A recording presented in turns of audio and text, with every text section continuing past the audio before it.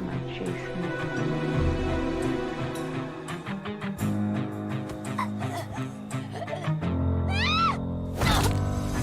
Kill on Fridays and Friday after next. I'm so futuristic you can call me Jason X. I squeeze my hands when I choke your neck. When I kill your ass, take your very last breath. Call me Bane, how I break your back. And then I give you a hug until your vertebrae snaps. Take a cold rack, pin you to the wall. And then I serve your fucking head like a volleyball. Fuck you up and then I stomp your face. Don't make me throw you in the fireplace. Then you get dunked on a tree stump, impale your ass, and then I fuck you up. What? You know I will never stop. Need to get away or else call the cops. What is scarier than that, everyone? Our second Halloween themed Jesus Christ. October, or it's autumn preview of anime. He threatened to impale me onto a tree. Then he's gonna fuck you up. That's not even, dude. You're not even fucked up yet. You are stabbed through the abdomen with a fireplace, and this is a you are not even individual. fucked up yet. He wears a chain. Yeah, this is a rap song based on the video game Friday the 13th that you found. He's gonna murder me with a tree. And yes, that's not he's even gonna the throw worst. you in the fireplace. Oh wow! Not just any fire. The scariest fire, the one in Here's your a own question. home. Well, here's a question: Is I don't expect much of like people, No. but No. This is the best this guy could do. Really? Like holy shit! That is how Jason would rap. Come on now. No, it'd be You like, gotta give the guy "Roar." credit for getting the character interpretation. No, right. Jason's mumble rapper. We know this. This is known. He's a mumble rapper. Nah, man, he's canonically.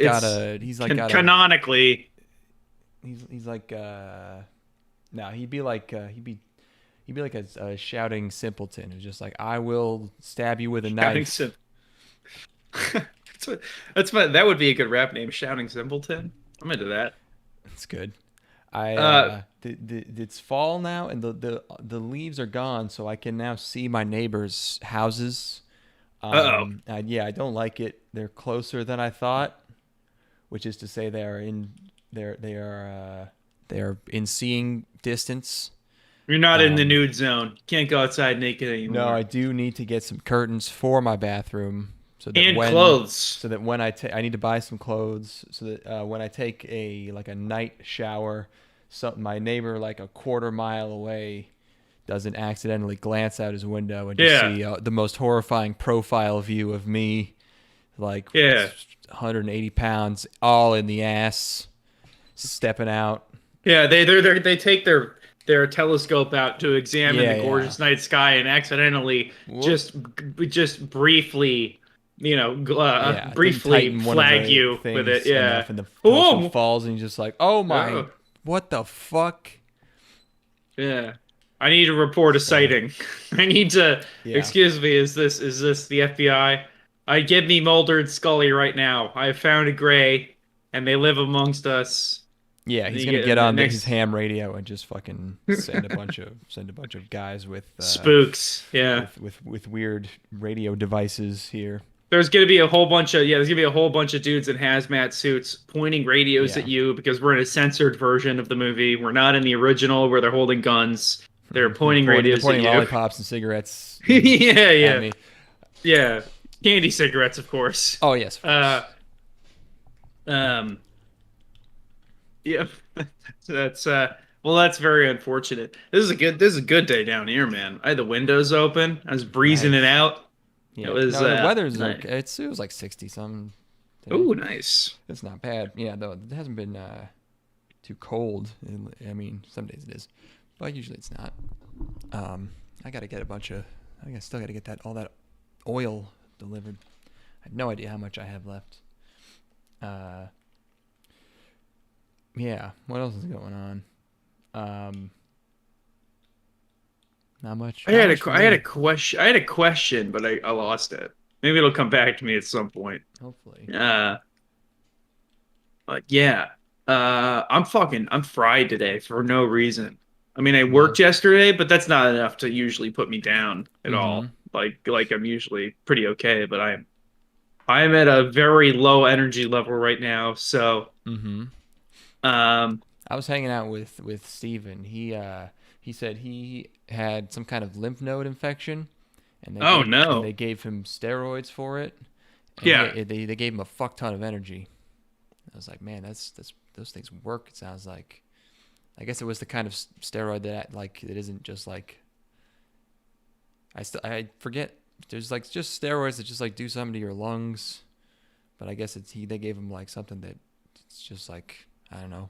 It opens up your blood vessels or whatever. I when I took Pumped up. steroids for that period for my I had a pretty substantial ear infection, Oh yeah. ear and sinus infection, and the whole system was all jammed up, so to speak, if you would. Mm-hmm. And I remember those steroids just making me feel like completely unhinged. Like I was just like I don't there like it felt like I was walking through a video game. Very strange experience. Did not enjoy it at all. You just And like I know that for was some reason. yeah, I know that was like what the entirety of college was like for me, but like that in particular was extra dissociated during that period where I'm Yeah. like I'm a man beast. I'm a being of pure yeah, just for 14 days I'm gonna be a being of pure instinct with no sort of like higher thought, you know. Mm-hmm. Mm. Yeah. I watched this I had never heard this story. I forget what it reminded me of it, but I watched this like short YouTube documentary about this guy. It was very one-sided, but I picked the actual story out of it. But it's about this guy. I had never heard of this. He like this weird autistic guy who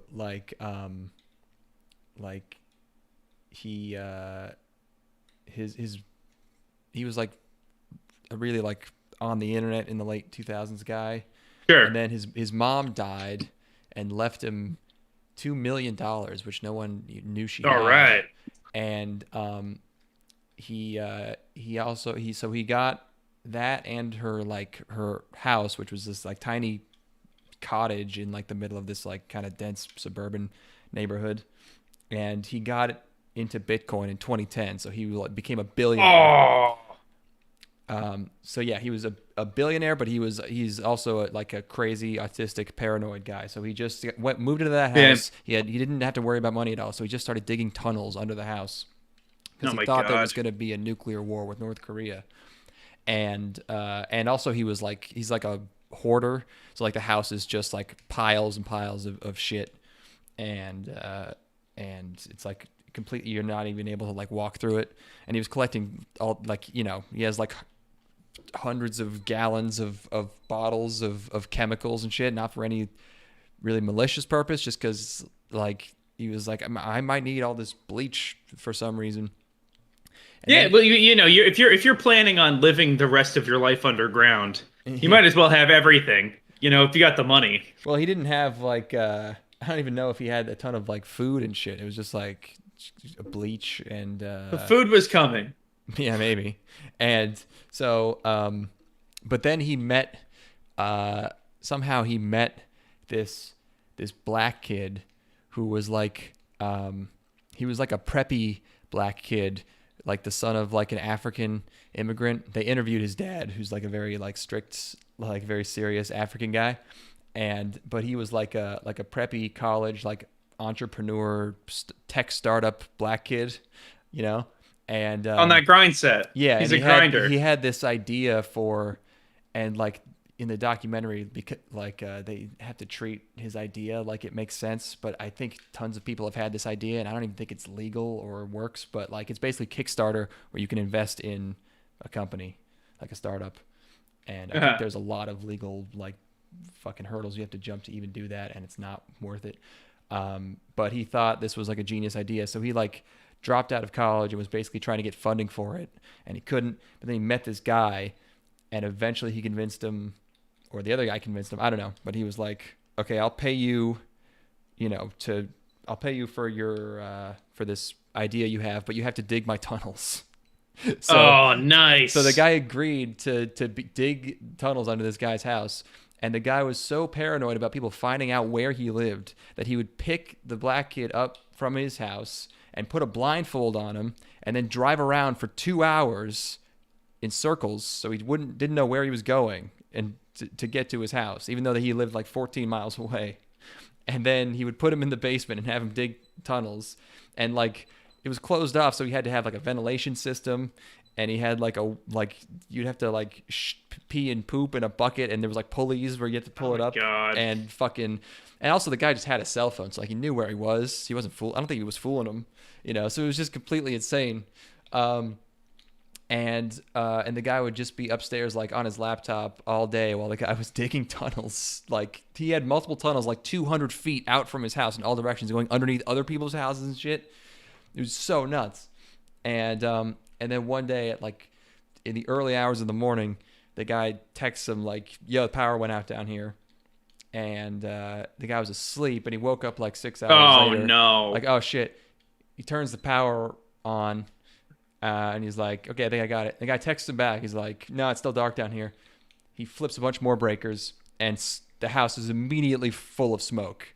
Oh no! And the guy, he keeps like trying to run in, and he runs in and like grabs. He had like things full of gasoline and shit that he was like pulling out of the house, but he made it out, and he was like burned and shit. But the other guy died. Oh my God! And so like and also he's so autistic that all of his like reactions to everything seem completely fake, which they might be. Like he probably just doesn't like feel like this, he probably doesn't feel actual remorse the same way other people would. So like, there's footage of him being interviewed by the fire department where he's just like, "Oh no, I could have saved him all." And he's he was completely unable to convince anyone. So everyone just thinks he was like keeping a slave and murdered him on purpose, But so he only got tried for like depraved heart, whatever it's called, murder. What the fuck? And they ended up only doing 3 years because it was actually just like a faulty circuit, but like he did have like a death trap house that he built just because he was a crazy guy. So that's a hell of a story. I know. I couldn't believe I didn't know about that. Yeah, I personally wouldn't do that. I mean, it's crazy how people are just like this guy this guy had a slave that he murdered, and the justice system let him go. It's like this guy had everything going for him, and he dropped out of college to be in a crazy man's mind. These two people were completely doomed from the start. Well, that was my initial thought is like this is that sort of bad pairing that happens where you get two people with the wrong, predispositions together, and it's fireworks, two people baby. Who are just completely too smart. It's weird because they're both smart guys, but like just totally delusional in totally different ways. And there was like that's what our podcast is two smart guys who are totally delusional in totally different ways. Neither of us has died yet, so that's good. Yeah, no, that's true. That's really fucking something, man. I was thinking about how awesome. I mean, this is obviously just like no shit, but I've never been a person who thought about it. I've never been like a bunker guy. Like I've never been like a guy. I get it enough just to like understand because like you like I like to think that I feel just enough. I've never been paranoid enough that I've actually ever acted on anything or it's disrupted my life at all. But every time I hear about someone doing any crazy prepper shit, I'm like, I get it. I never do it, but I would love to have tunnels. I'm never like, I don't feel any reason to have them, but like the idea of just digging tunnels and just having a hidey hole, I like that. I like being secure. Well, it's a comfort thing. Yeah, absolutely. It's primal for sure. But like for me, it's not even about the tunnels. It's about like it's about having just a fuck ton of space. It's about like really. I think that humans were never supposed to like actually live within a mile of each other. It was supposed to be you have to really go out of your way to interact with somebody, and then when you do, it's awesome. but I don't think that Yeah. people were ever supposed to be like in actual close proximity to each other at all. Yeah, control of space, very very strong instinct, I've heard. Holy shit. Yeah, but for me, it's like I want to have a bunker and then I want to build a house on top of the bunker. So the house up top can be modest, but then you Yeah. also just have a shit ton of space underground where it's like, yeah, this is my Lego room. This is Yeah. the room. This is the room where I build all of the world's greatest monuments with Lego. This is the room where I have And my no one can see me when I do something really stupid and fuck up. absolutely. Yeah. That's why. Yeah. This is my puzzle room. You know, like this is like I don't understand why, but you know what sounds awesome? A 5,000 piece puzzle while watching football. That would be the best thing ever. Yeah. Just like And yeah, for me, it's like just when there's something I can't Google because it's too specific of a question. So I just have to kind of figure it out, and I look like a total fucking retard. That's why I need 7 acres, so there's just that no one can see me. And just like trying to explain that to any sane person, like just trying to explain to my mom, like, why do you want like a big? It's like because I want to be like do something, but I don't want anyone to see me doing it. Okay, that doesn't sound okay. Listen, but it's stuff like the other day I was like, I want to grill a bunch of chicken, but the weather says it's gonna rain, so I'm gonna put the grill in my garage and just have a fan to blow the smoke out. naturally. And there was Of course. that didn't work. That didn't work. That's not enough. And I'm glad. See, if I would have been in a neighborhood, someone would have called 911 because it looked like my house was on fire. But instead, just my garage was full of thick white smoke, and I definitely damaged a lot of my brain. And everything's going to be just a little off from now on, and I'm not going to know why. But I got some chicken. You got brain delicious, despair. Slight smoky flavor, and that's worth it to me. And now you have a lawnmower with a delicious smoky flavor as well. Everything in there, yes. My jumping spiders have a taste for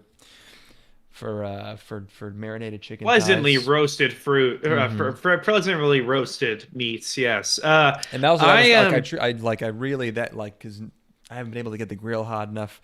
That time I really just laid on as many coals as possible. Oh, and I got like as much charcoal as I could stacked up, and then I brought out the computer duster that just blows a ton of air. Oh my God. To just get it so fucking, I was like, is this gonna work? And it got so fucking hot. It was awesome. That shit got caramelized.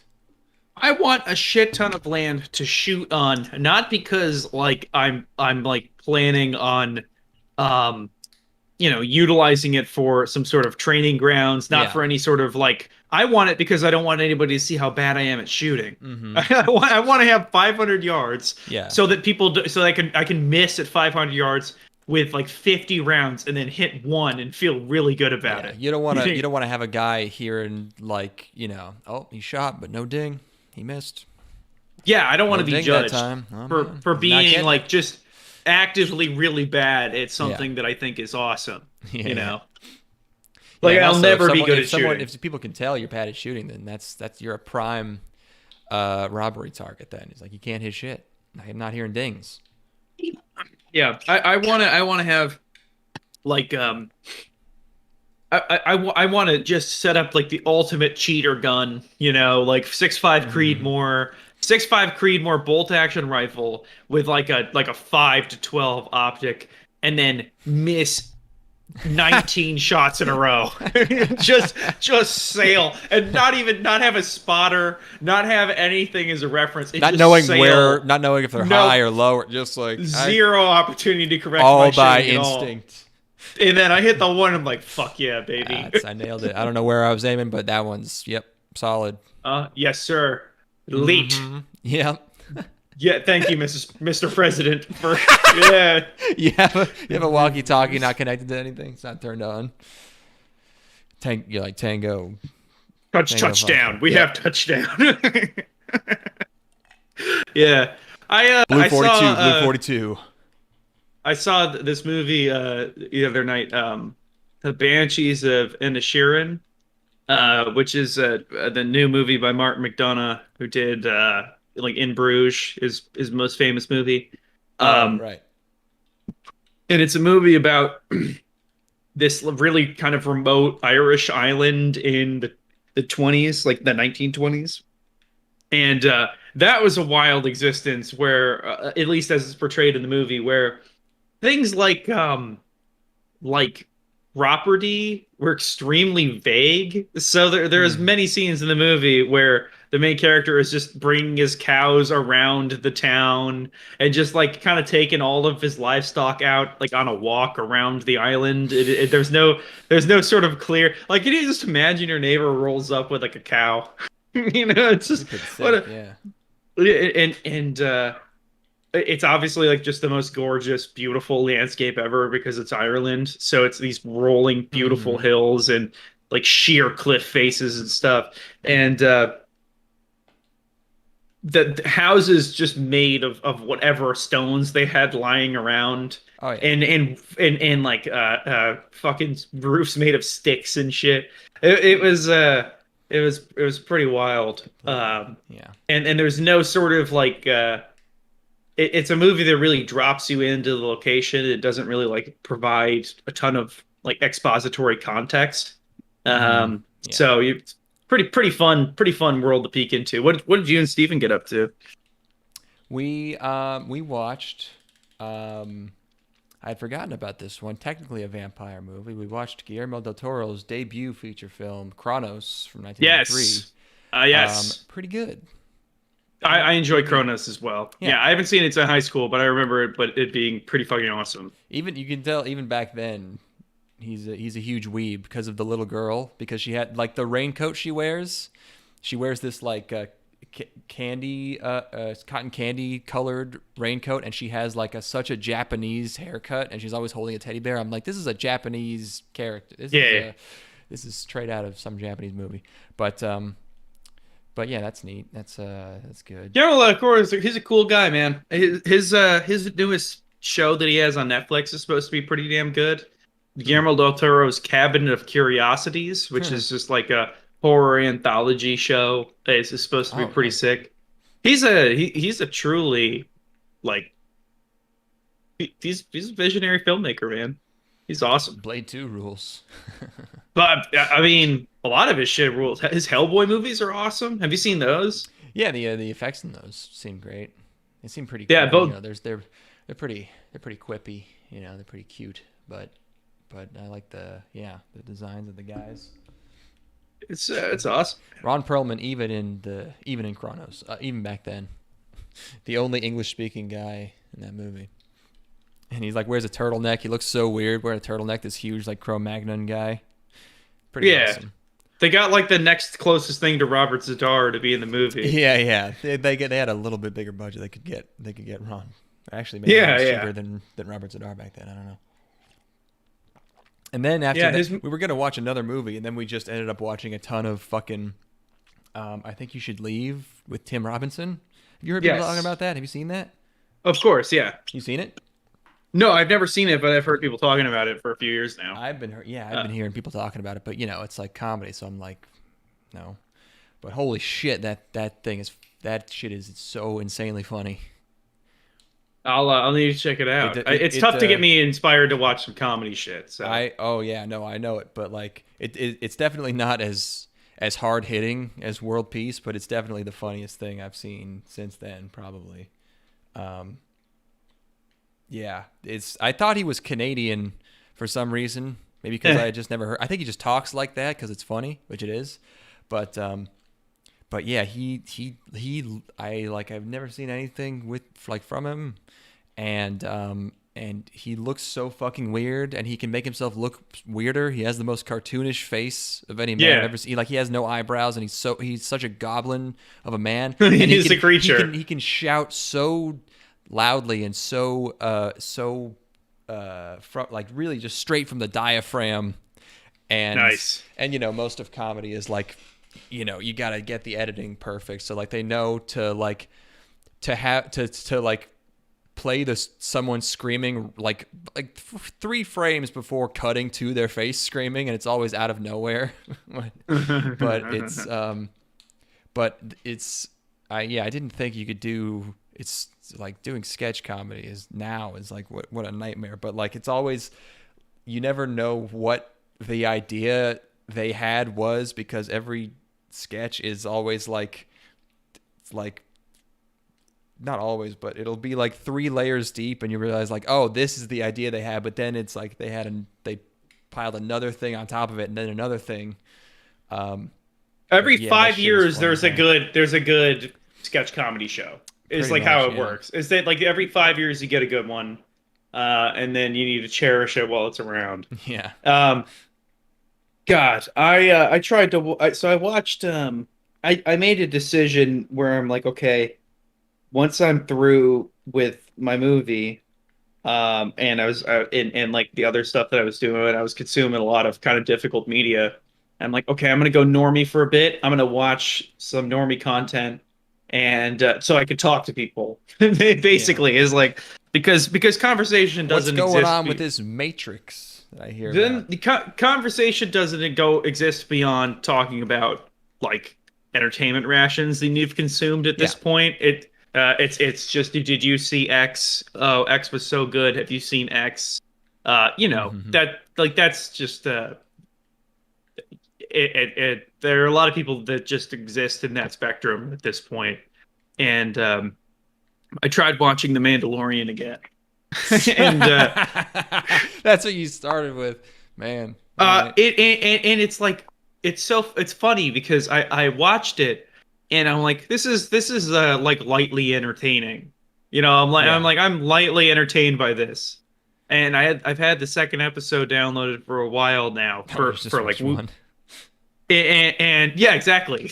Where I'm like, I'm like, okay, that first episode wasn't too bad. I'll watch the second one, and then I just haven't done it. I've done everything other than watch the second episode. I don't really like. I'm not. It provides like nearly zero stimulation, which is kind of good in a sort of like sensory deprivation sort of sense, where you're like, I want to absolutely just completely tune out. If you're on Prozac or opiates, I bet you could just fucking sink into the couch and just have that play at your eyes. Yeah. Like there's sights and sounds that you can observe, and There's external stimuli that you can take in, and somewhere rattling deep, around in my brain, somewhere deep in your lizard brain, you're like, oh, it's Bill Burr. Yeah. It's like, oh, look, a TIE fighter. Yeah. Like, I know those. Yeah. I'm in the womb. Django.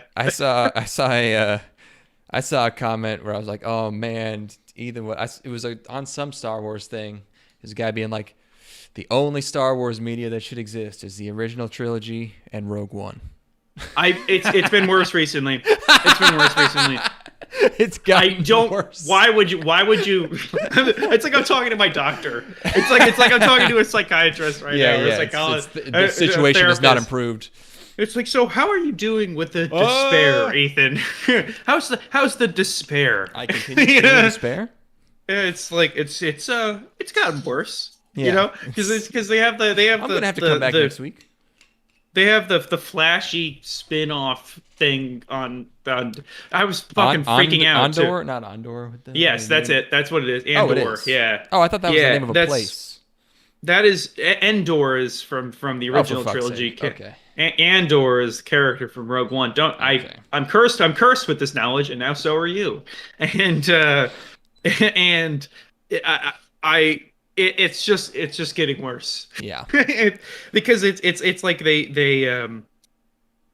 we talked about this recently, how it's like, okay, they did another Star Wars thing where it's like a rebel, a scoundrel with a heart of gold comes to fight for the rebel. Mm-hmm. And I realized that it's also, it's not even, I think I had said it's the fourth time, but it's actually beyond that, because that's also what the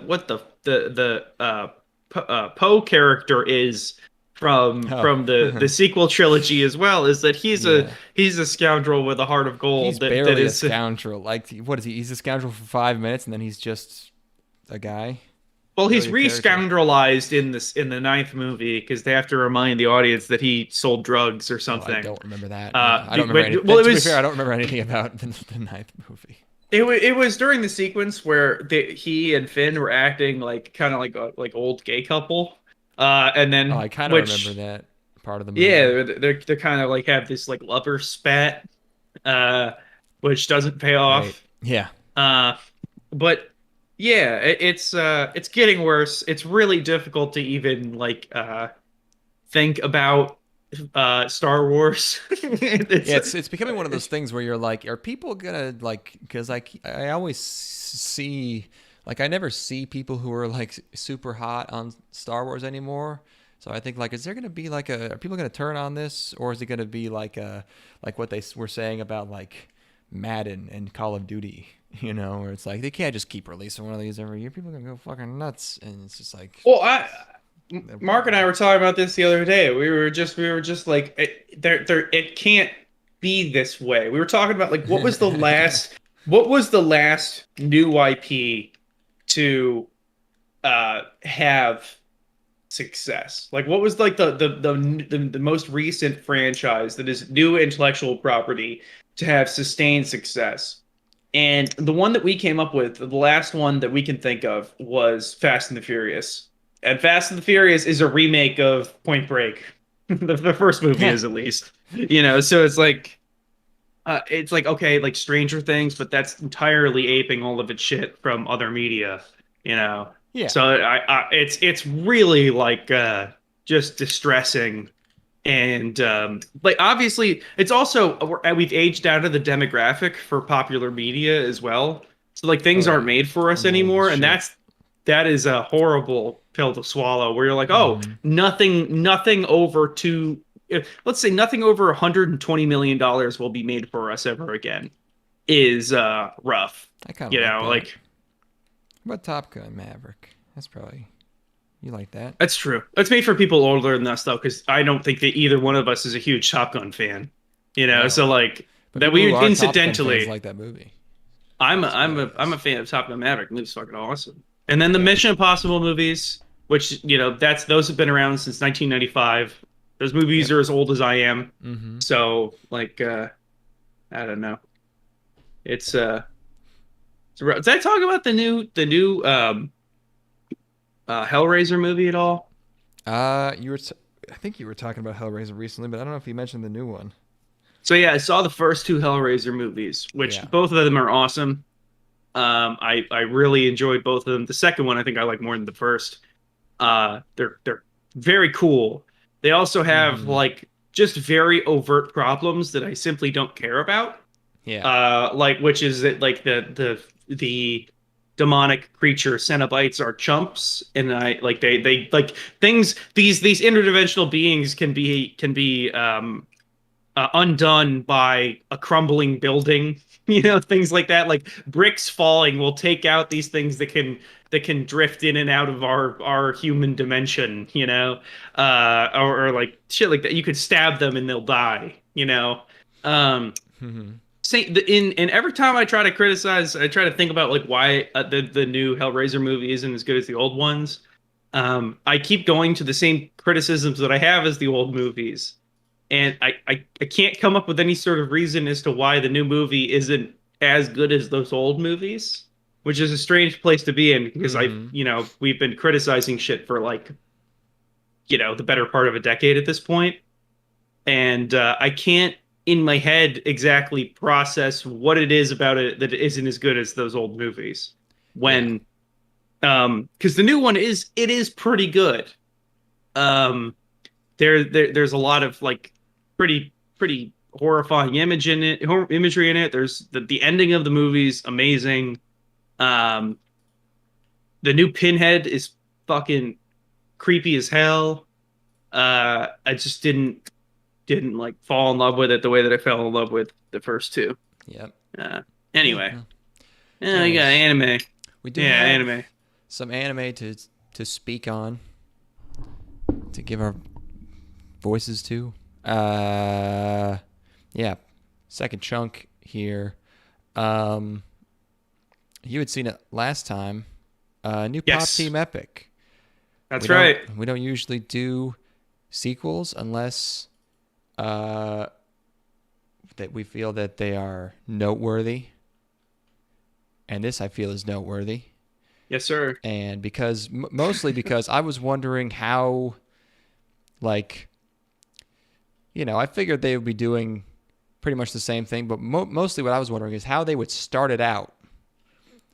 Like the first Pop Team Epic started out with a fake shoujo idol anime, complete with a full opening, an intro sequence.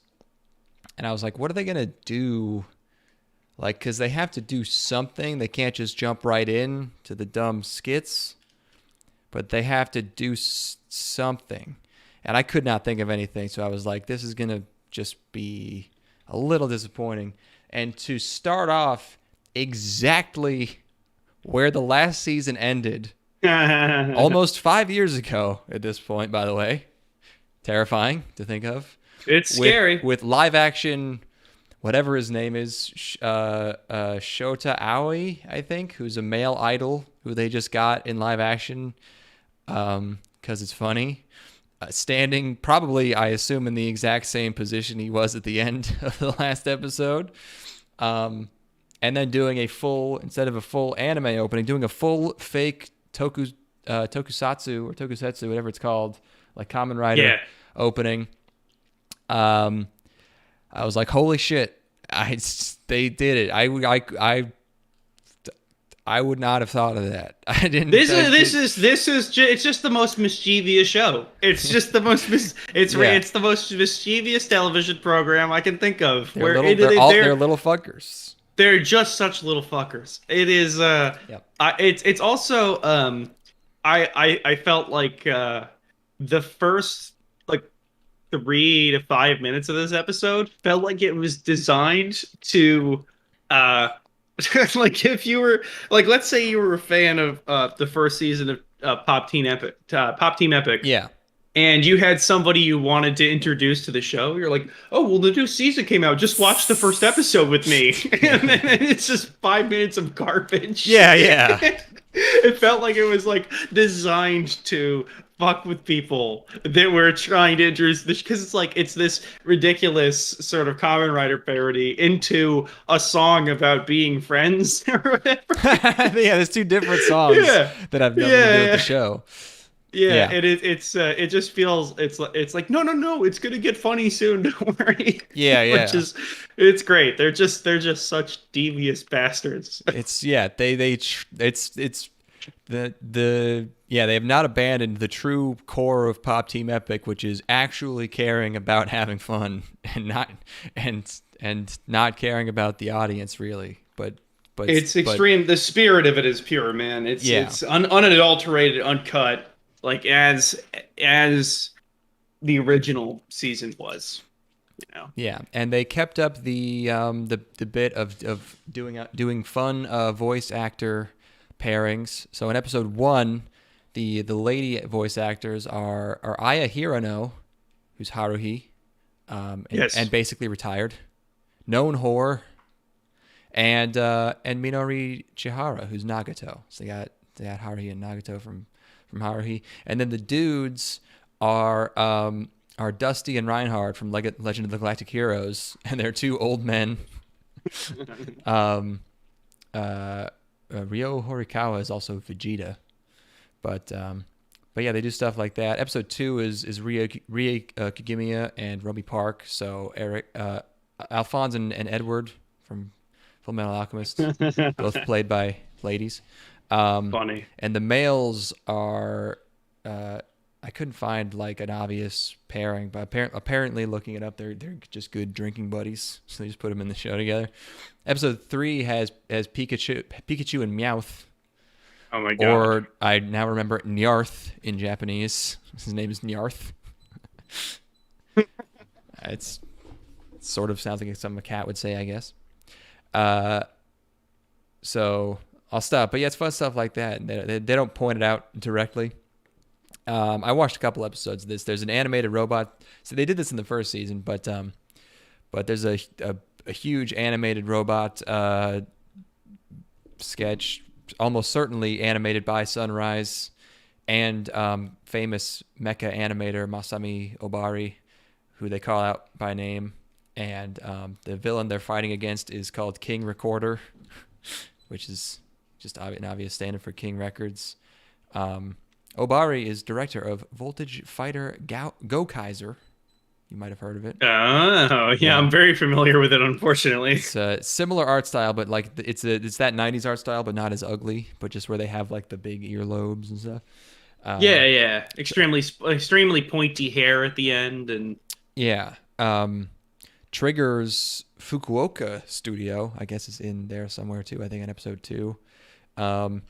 Acebu is back, of course, doing weird, crazy, like creating an image out of multiple 2D layers, but just like spinning it so you see all the layers. What else are they doing?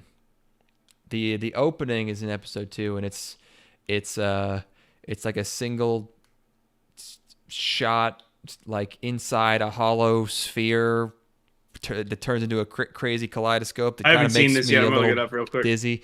It's nuts. And the song is like, again, like it doesn't sound like the first opening, but it's like an overly intense J-pop song with like a metal instrumental with like all this double bass and intense. Like it's fucking rad. Let's see if I'll play a little bit of it, just enough not to get in trouble. Wow, this is a little disorienting. Wow. Oh yeah, it's a similar concept of just like they're going everywhere and there's so many copies of them, but instead it's like weird low res, like and then it's just they're just the bitrate cannot keep up with this even a little bit. Good God, too many girls.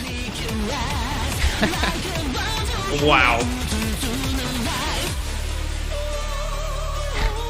So dramatic, and it's every time it turns into this kaleidoscope, I like have to like look away because I legitimately get a little bit of nausea.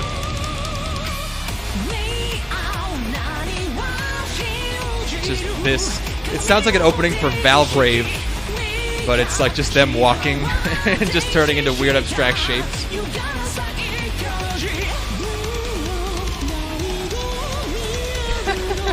I love it. Yeah, no, it's great. They're back. Maybe. Yeah, the entirety of the show can be encapsulated just in the expressions of the main characters. It's God. Yeah, you can't pin them down, man. Yeah, you can't pin them down. It's always something new. Expectations always subverted. It's clever. It's one of those rare things that you gotta appreciate while you got it. I'm sure there'll be a third season in 10 years, but it's yeah. I mean, it's like I feel like they don't even need manga content. Like they don't need to wait for panels to like. Is any of this shit even from? How much of this could be from the 4-koma? Probably some of it, but like they could just do this forever. I wouldn't. It's just an essence. It's just an irreverence that you could. I hesitate to say that it writes itself. If you put the right people in the room, it writes itself. Yeah, like Japan, everyone knows is a wash in variety shows, but this is true. This is truly a variety show. Yeah. And it's all the people they get like without focusing on it and just like finding out about it is fun. So it feels like it just feels like people who have been working in an extremely serious industry for a very long time get to just absolutely cut loose and just they're like we are given the opportunity to just bullshit around for an entire season. Yeah, and they bring all their friends in, putting a ton of work into something that's bullshit. It's just stupid. Well, you can't turn it off. It's not something you can turn off. Yeah, it's like okay, if we're gonna do this thing that's bullshit, it's not like they're gonna phone it in. It's like we're going to put the amount of effort that we put into things that usually have a ton of stakes, but instead we're going to put that amount of effort and energy into something that's bullshitting around, Yeah, yeah. And we're reaping what they're sowing, man. It's awesome. I don't have any notes. Scumbag Steve 0016 says, Christ, you guys are hard to find on YouTube. That is true, but that is a generic enough comment that I am not convinced it's not spam. I need you to comment again with your favorite classic car for me to know that you're a real person. You need to send me 7 images of traffic lights, please. What was the street that you grew up on? What was your mother's maiden name? Yeah. Hospital you were born in. Last 4 digits. Circumcised, uncircumcised. Yep. Chorus. Okay, next up. Next show. Oh, you didn't watch this one? I watched Shinmai Renkinjutsushi no Tenpo Keiei. Keiei. And that means fun. That means entertainment. That means I'm having a good ass time. Management of a novice alchemist. Light novel studio is Engi. Remember Full Dive? No. Remember The Detective is Already Dead? I think. Remember Uzaki-chan Wants to Hang Out? The common thread here is that they were all bad. Wait, The Detective is Already Dead? Wait, was Full Dive the... Oh, wait, no, that wasn't the one that was fun. That was the one that was like the KyoAni one, but boring. The Detective is Already Dead. Is that the one that starts on the plane? It doesn't start on the plane, but most of it's on a plane, and I think it was 48 minutes, and it was total nonsense. Yes, that is the one you were thinking of. She pulls the thing out of the briefcase, and it's just that was a nightmare. We shitted so hard on that one, man. That one sucked. But yeah, this is oh my god, I have to play you the very first opening seconds of this episode. Where the fuck is it? Let it rip. Holy let it rip. Shit, rev it up, dude! You are not gonna believe the music here. My ear holes are expanded. Oh boy. I was like, what the? It took me like 2 seconds. I was like, no, they didn't. They did not just do this. Oh my god, fuck you. Yeah. Oh yeah. What? I know.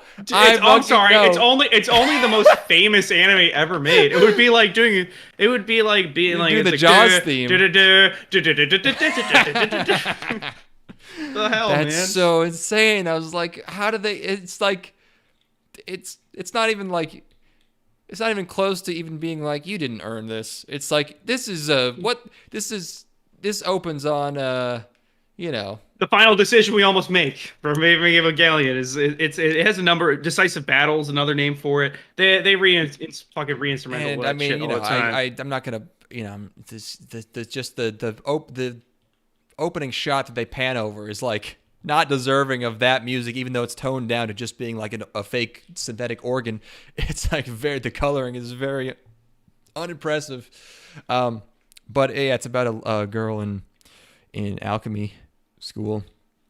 It starts on a flashback, a long flashback, where she is a child, and her parents are murdered by bandits, and a guy like rushes into wherever she's staying and just like yells it at her, which I'm like, that's not how you tell a kid that her parents were murdered. Where you just like, young lady, or your parents were just killed by... Quick, look at them. Yeah. Come quick and look at the corpses. Gaze upon them. We need you to identify a 12-year-old girl. Could you come identify these bodies? Oh yeah, the town into dead people guy just happens to be the one that finds her parents. How unfortunate. He's so excited. Oh my goodness. So she gets taken in by a mentor lady to do alchemy, I guess, and she starts out with long bangs, but then she gets her hair cut, and then she's having her final exam, her final magic school exam, and this was the only scene I was engaged for because it's her reasoning out what she has to do for this magic exam, and she's standing in front of this panel with all these ingredients in front of her, and she's told to make an intermediate potion, and it's her going through all the ingredient combinations, which sounds very boring, but it was at least a little interesting, but because she was like, it's a trick, I have to actually make an advanced potion because this ingredient looks like this other ingredient, but it's actually not. And so she makes a super advanced potion, and then it turns out that it was the fucking staff that fucked up the ingredients, and she was not supposed to do that, but she did better than expected and figured it out. But so she passes. A little convoluted. Yeah, well, it makes sense when they do it. I don't know. Yeah, yeah. And then the rest of the show is just her like talking to her teacher lady, and now that she's graduated, she needs money. Oh, never mind, she has the money already. She saved up, and my notes are so boring. OMG. And somehow she comes into the possession of her own magic shop, but she gets to it and she finds out that it is run down and overgrown, and she's like, oh no, I have to fix up this magic shop with the help of probably other girls that I will meet. What a premise. What a premise. There's a shop. I was hoping there is a shop. I was hoping there was that she is going to be at least it's not a cafe. I mean, it almost is. I was it might end up being a cafe. Don't rule it out yet. I was hoping it was basically going to be like a cooking show. I mean, I guess alchemy is just evil cooking.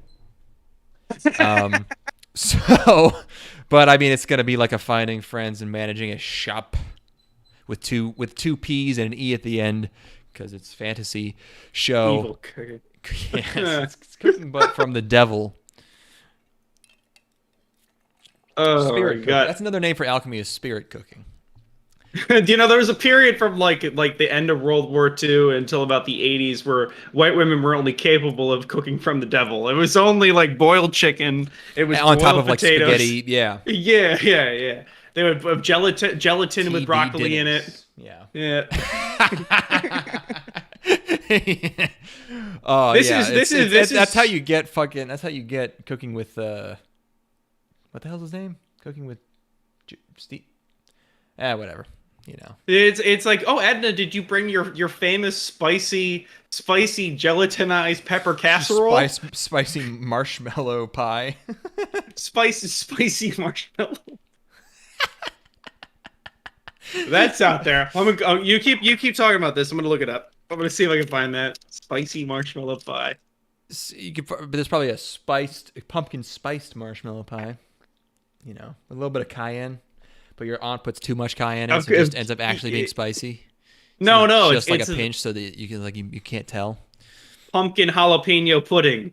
No, I'm looking for. Don't do it. No. Blanched Brussels sprout Jello casserole. What in the fuck? Oh my god, man. Yes. That's probably all fine. All food is pretty much fine. Whatever. You know, don't go to like Northern Europe if you feel that way. Is my browser crashing on me? What the fuck? Even unless you get like, you know, like some genuine, you know, old lady. Even that fermented shark they bury in Iceland, I've heard, is just like a really strong blue cheese if you just buy it at a store, because they don't ferment it too much. You know, if you make it the old-fashioned way, then yeah, it's just like straight up rotting. But I've learned that I am down with any kind of funk. It doesn't. You could funk me up as much as you want, and I'm into it, man. Yeah, any goat cheese, like the nastiest, gnarly goat cheese blue or goat cheese. That's just creamy. That's not even.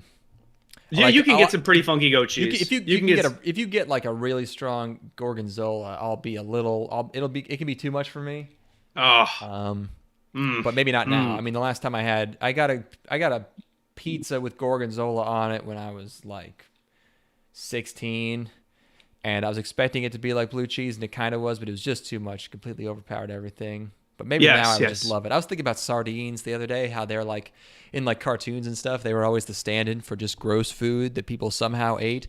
And if I could put sardines on every pizza I ever ate for my entire life, I would. But it's just not economic. Like they're like $5 a can. But I would put like 2 cans of sardines on a single pizza, because I cannot. There's no way I could get enough. Oh, so delicious. I want to take tubes of blue cheese, like a blocks of blue cheese, and you just take a bite out of them. Oh my God, I Scumbag want- Steve is real. I had to switch the comments from. They don't show you new comments unless you toggle the chat between live chat Really? and top chat. Yeah, you have to. I don't know why it does that, but he taking a- answered all the. I don't think the things I asked that I don't remember. 1966 Oldsmobile tornado. Circumcised. I'm taking HRT, you bigot. Okay. I don't know what that has to do with being circumcised, but I'm not gonna ask any questions. That is it. I got that's a pretty awesome That's a car. good car. that's not I've a never random. seen this. No, I don't think he just Googled cool old car. Oh my God, I've never seen that a day in my life, dude. I'm looking at this one image. It's a black and white image of a silver one. Holy smokes! God damn, that thing is slick. I love this picture. It's this car looking awesome, but there's like a chubby guy in a t-shirt standing in the reflection. Is that you? Is that you, Steve? I kneel before you. I've never seen a car. I've never seen this before. This shit's rad. Is this the car from Bullet?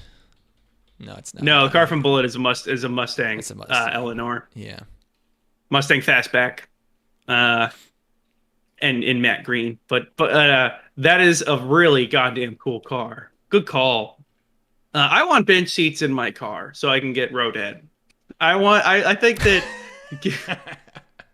I was also thinking about this yesterday because I had a 2-hour drive to a gig. You were like, it could be cool if I was getting head right now. Yeah, I look over at my business partner and I'm like, if you were giving me he's too far away. What if we had seats all across here? That's the only thing stopping me from getting dome right now. That's the main impotence. Yeah, that's the hurdle.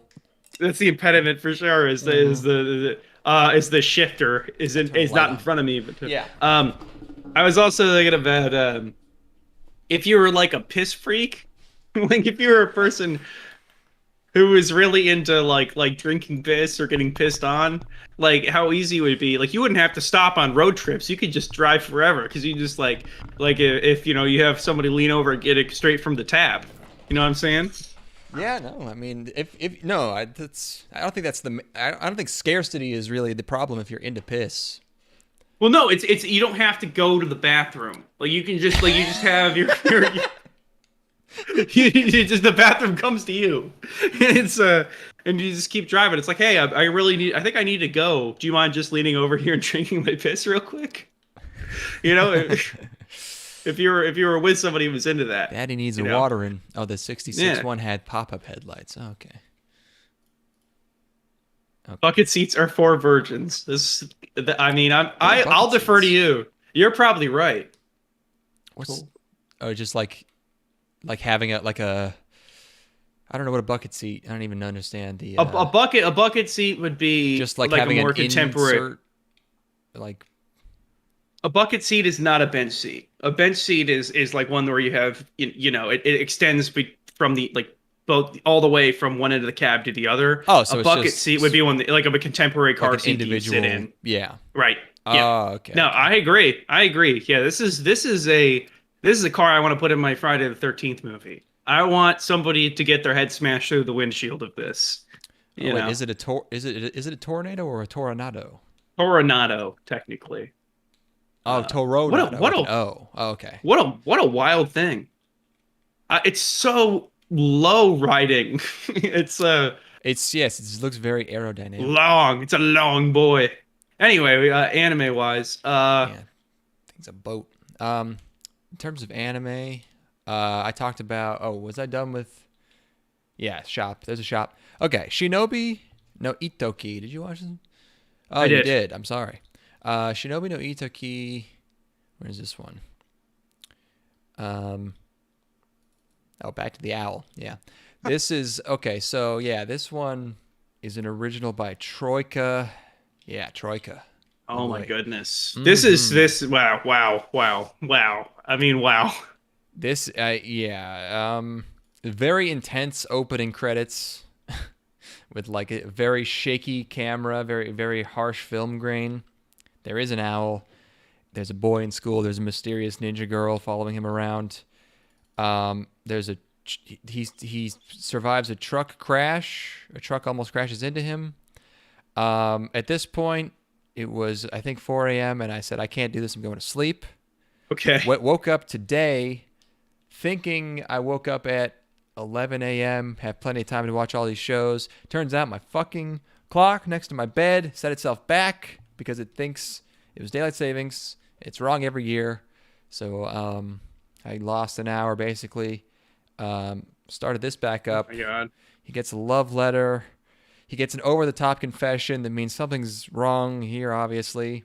Yeah, he's going to be, like, there's going to be an assassination attempt, or she's manipulating him. It goes so far with it where it's like, then she takes him back to her place, and then she takes her clothes off. And it just kept going. I was like, okay, like, something's happening, but they've gone so far into it that it's not going to be the most obvious twist that I foresaw like 10 minutes ago in the episode. But then it is. Then they just did the thing that they were going to do, which is there was an assassination attempt. The further into the episode they got, the more they're like, we can't just go to that twist. Hold on, extend it a little bit longer and see if we can come up with something better. Okay, oh keep shit, going. we're out of time. Keep going. Okay, she's going to be assassinated. He's a ninja. He's a ninja. What's crazy about this, I was like... Well, first I was like, okay, this is going places because it just kept being like, it just kept digging it just kept digging the hole deeper. Where I was like, this is just like ninjas.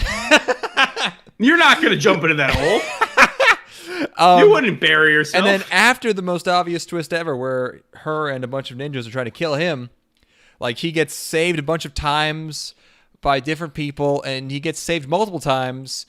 And it's like, then he gets saved by his cool uncle. It goes on for so long that it ends with him in a shrine and his mom walks out and reveals that they are all ninjas. And I legitimately thought we already knew his family were ninjas.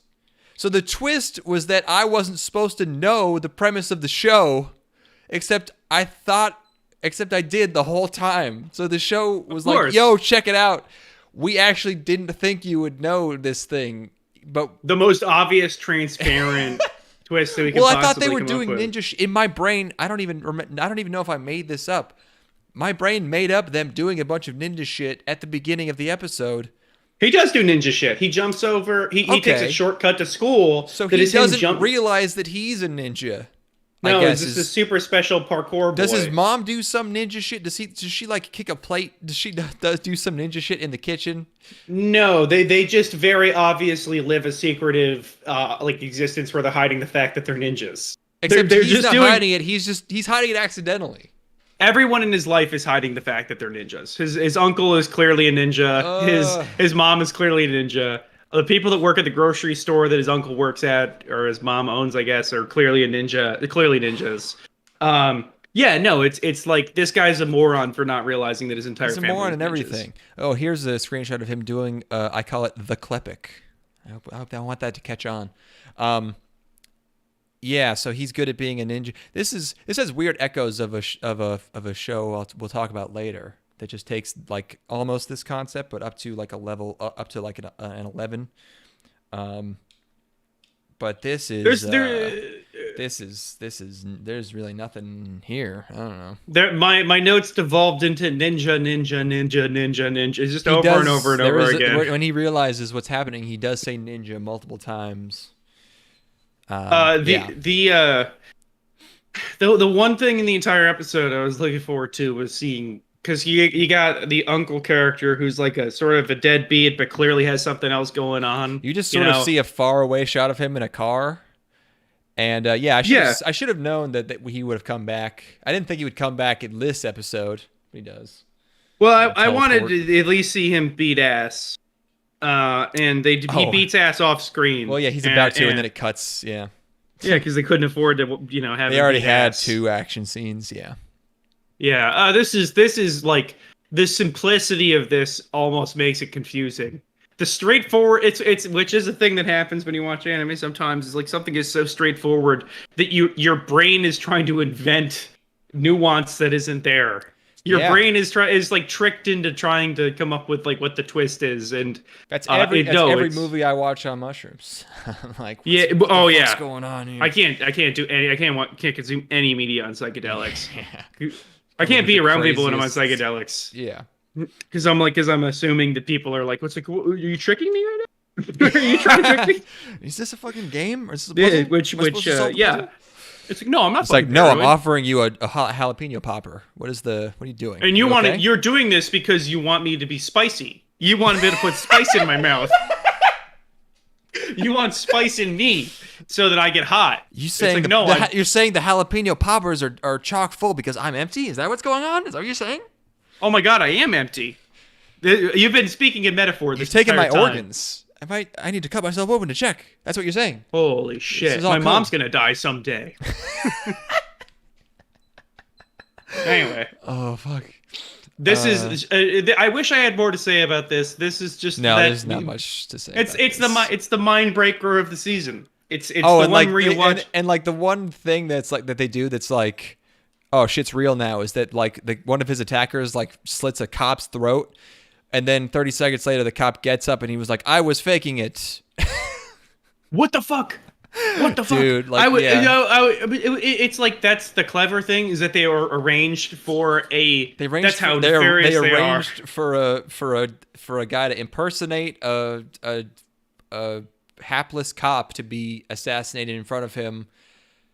Just rather than just killing him? Surprise. Rather than using a knife to kill him. Yeah. Yeah. Whew. Or an explosive device, or he's pretty stupid. You could probably make him kill himself if you really wanted to. The cop was his guy. No, cop was bad guy. No, his uncle his uncle says, "Yeah, that cop's not dead," and then the cop gets up. Or unless he knew. He did know. Uncle saw through it. So the cop was the only one on his side, but he knew that that is even crazier. What the fuck? The cop he was dumber than I thought it was. The cop is a bad man. The cop was with the ninjas. Lord. So they just did a little play in front of him where the cop died. That's right. Because the uncle calls him out and the cop is like, ugh, how did you know? If that is actually what happened, then man, that is so absurd. Wow. A show without intrigue. And then the show without drama. The actual ninja girl that he like... Maybe he doesn't even know she was ninja, but I thought we were also meant to assume that she was a ninja. Doesn't really do anything, and also doesn't take her mask off. This Overwatch character that's clearly a ninja She's not fat or lesbian enough to be an Overwatch character. I don't know. I've been looking at those Overwatch 2 characters. Some of them are just girls. Really? Oh, did they tone it down? Yeah, I mean, even May isn't actually fat. She's just wearing a lot of clothes. She got a bikini costume. Tell that to the fans. Oh, I don't know, man. This is Kimiko. Who's the new girl that's a ninja? Oh, they reused the same character. Okay.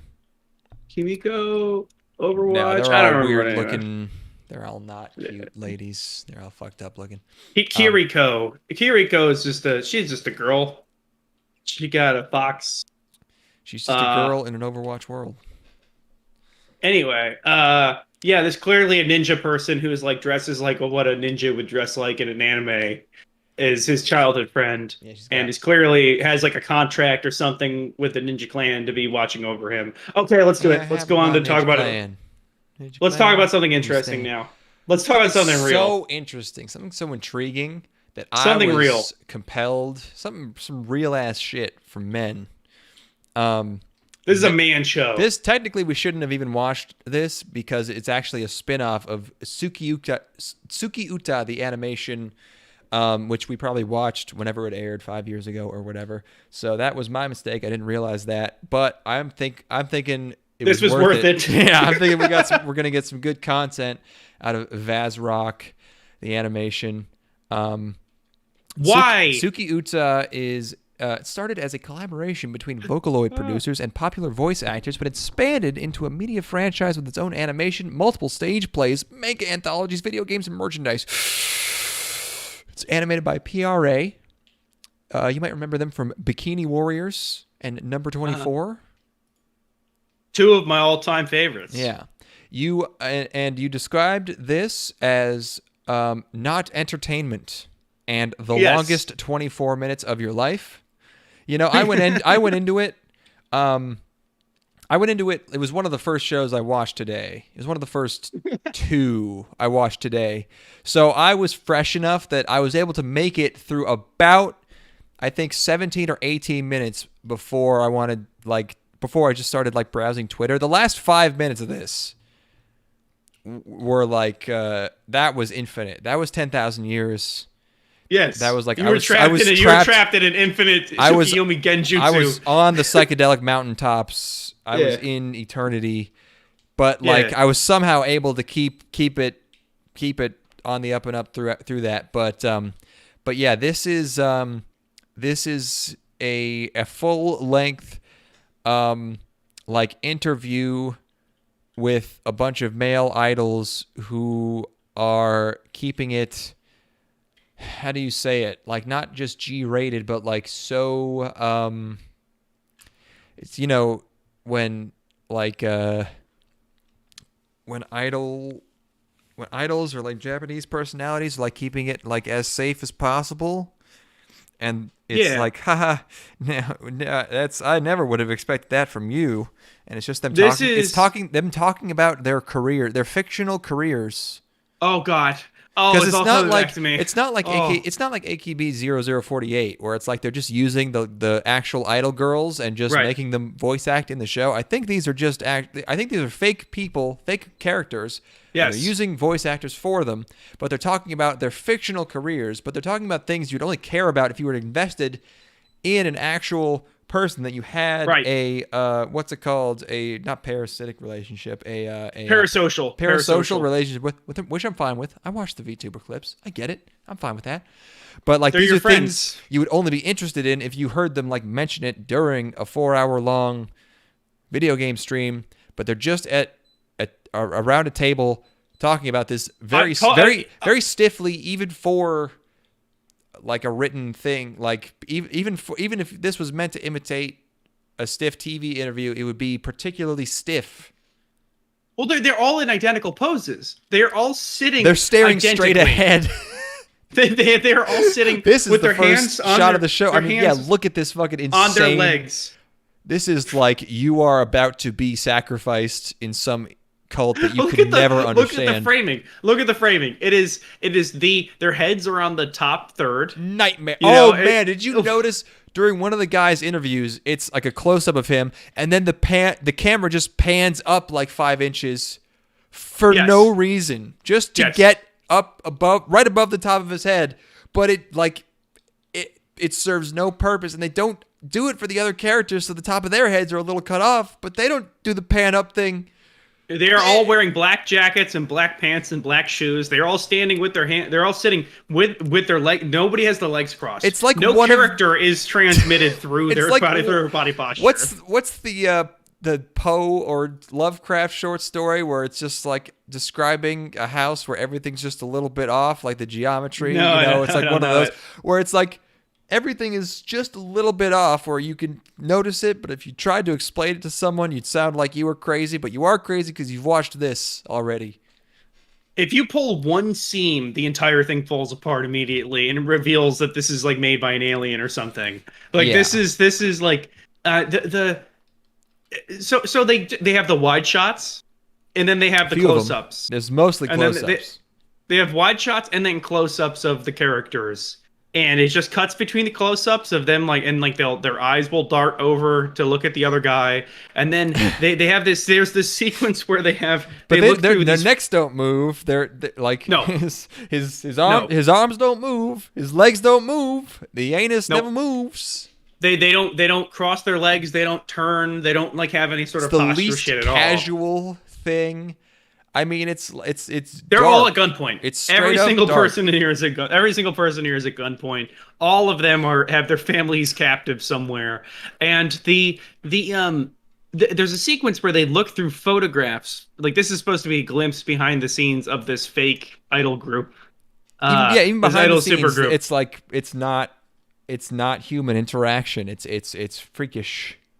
they're looking at these fake photographs from these fake concerts that this fake idol group did, and we're supposed to be like, this is when you were wearing this outfit at this. I remember that concert. This fake concert that we did as a fake idol group was fake fun. Nothing about their personalities. Like the one guy smiles and one guy is less smiley. That's the extent of. It's all like the guild, like this skin deep like image. There's no like nothing about this. It's so bizarre. It becomes Korean. It's that level of idol weirdness where it's basically Korean idols. I have my notes here. Let's see what we got. Help me. Get it out of my brain. Leave me alone. In the opening sequence, they all have little cats next to them for their intros. Those go away. And even the cats are the same cat with different colors.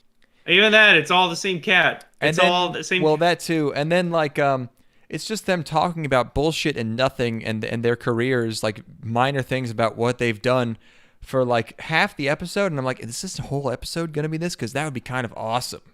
Because it would be so insane. But then it cuts to like a weird, scene of just them shooting a TV drama, but everyone's still just like being weird, and then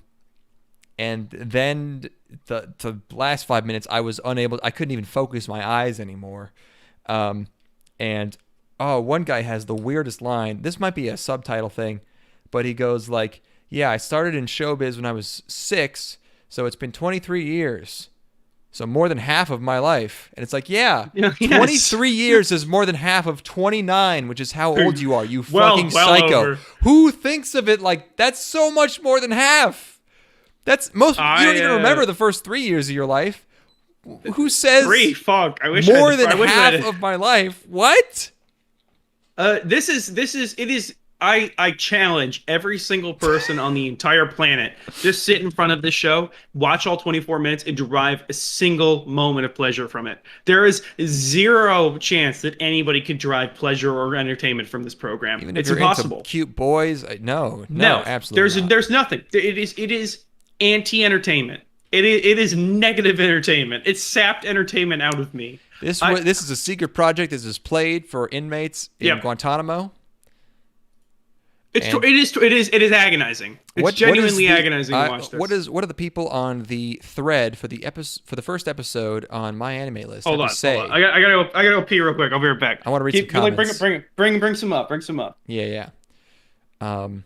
This anime is so narcissist, just as I expect from Tsukino Talent Production. It's their fault, huh? What is Tsukino Talent Production? Is that the entertainment agency? But are they real life, or is that part of the show? I don't know. I don't even understand what's real and what's not real. It's already 2 established groups. Some of the guys seem fun. Do they now? All right. We're seeing their activities like actors in a historical series or an interview about smiling. Why not? Why not is a great question. I mean, you could just as easily ask why. But I guess if you default to why not, you're going to enjoy a lot of things. You're going to like a lot of stuff. Is this series standalone, or is it a sequel or continuation to another series? I thought it seemed interesting, but I wanted to make sure. The boys seem pretty interesting so far. The introductions were nice as well. Oh, as was the shooting segment for the historical drama. A lot of the Seiyu have very few roles, so it'll be nice to see how they do. I thought I was getting myself into some action-filled music-related anime, but it was all pretty bland idle content. The series focuses on 2 units of Tsukino production, Vazzy and Rockdown. Tsuki-uta. The animation focuses on 6 Gravity and Procolarum. Ew. While Tsuki Pro, the animation on Solid S, Growth, Soara, and Quell. That's the difference. I don't know if I should say standalone or something else because they are sort of related. I thought I was getting myself into some action. That will be on episode 13 finale. The series shows everyday life of the units featured. Did you read the review Jizzcock the PowerPoint presentation yet? What? Oh, these aren't reviews. This is a thread in the forums. I see. I gave this a try because I like some other idol anime. Like, okay, start on this one. That's good. Don't watch Idolmaster. This is definitely targeted towards people who are already familiar with the series because they introduced 12 characters in like 3 minutes, and it was way too many for me to keep straight. See, Love Live will introduce, well, they'll take a few episodes, I guess. After that was just so much talking and referencing stuff they had already happening and info dumping. I'll give it a few more episodes. But so far, no. I'm not really getting into it, TBH. I like the gamer boy, though. He a sweetie. This is according to my anime list, the 12,612th most popular anime of all time. What a nice. I mean, I think there's only like 12 or 13,000. It's probably got to be towards the bottom. Its score of 4.96 to break through to the four threshold on Mal is truly. Yeah, I mean, what's Garzy's wing? That's like a 3 something, you know. And Garzy's wing rules. They say Vazzy. I hear Vaggy. Now it's VAZZROCK. It sounds like a poorly named femme hygiene product. You should have ended it. That was good before the last sentence. Going to give it 1 more episode. It better make a massive improvement or I'm dropping it. Talk. Breathe, people. I don't think it was like... Okay, well, here's a good review. This guy says, Quanto primer piano, no soy muy de mirar animes de idols. Soy mire este episodio para ver si me enganchaba y la verdad no. Uh-huh. Sergamante a quien disfuerte de concar el día a día o la vida personal de sus ídolos lo disfrute más porque por el momento parece una especie de reality show con estos 12 chicos como protagonistas el cuanto la calidad no está tan mal pero la verdad que ver todo el tiempo la cara de 2 idols en primer plano hablando de sí mismos me parece un montón. Ya estoy bye. Moshi on. Tal vez le dé un cap más para remontar. Tell him about it. Yes. I agree with all of that. Something about 12 characters. Yeah, I think he agrees. Yeah. I could keep teeing off on this forever. It's just Oh, I thought you meant the reviewer's name was but his opening paragraph is Jizzcock the PowerPoint presentation. Yeah. Quote unquote VAZZROCK the animation is more a test of endurance than an anime. Yeah, he's down on it. He probably could have just left it with only Jizzcock the animation and then hit it with the one. The story as a story is an insult to storytelling as he's taking it too seriously. Why are people always they always have to go to like saying that the medium is offended by something being bad? That is the most tropey. The number of have you noticed that this is starting to drive me crazy because I saw this multiple times like today. If something is well animated, people will say like, "This is such a love letter to the art of animation." It's like just because it's animated, like not everything is a love letter. You fucking weirdo. A love letter needs to have explicit reverence. Rather. It needs to be explicitly. It needs to have some kind of through thought. Something being well done isn't a love letter. Yeah, being well done is not a love letter. Even just having influences and inspirations is not a love letter. Like it has to clearly be intended for that. It has to be very literally referential to a particular. No, it doesn't have to literally reference something, but it can implicitly do it. Yeah. Here's an example. Not that this movie is like a masterpiece or anything. Super 8, the movie, is a love letter to 80s like Spielberg films. Yes. Because it is clearly drawing overt reference from. Well, but that's also about a guy who films. But you don't have to literally have a guy filming to be a love letter to film. You know? No. That's just it's like if you just had a movie that was very obviously a along the lines of Taking an style ET. from something. Yeah. Yeah, or Midnight Special. Midnight Special is similar sort of thing. I don't know that one, but sure. Yeah, it's the weirdly having to like call upon the legitimacy of the medium and use that to like as a way of quantifying how bad something is very strange. Or it's just like it's a phrase like people have hacky. heard, so they think that's how you say things, you know. It's just hacky crap. Yeah. Of course, we are talking about somebody who's on Mal, so I guess I'm not. Because we're not really looking that at might have been YouTube. Yeah. I think I saw that comment. I saw that comment on the opening of Aizoken. Remember Aizoken? The Keep your hands off Yuasa show? Aizoken. Yeah. Yeah. Yeah. Of and course. Like the opening is not well animated. It's just funny and fun, but it's not a love letter to animation. It's barely animated. They made that in like 2 days because they had no time left. But it's like it has funny dancing.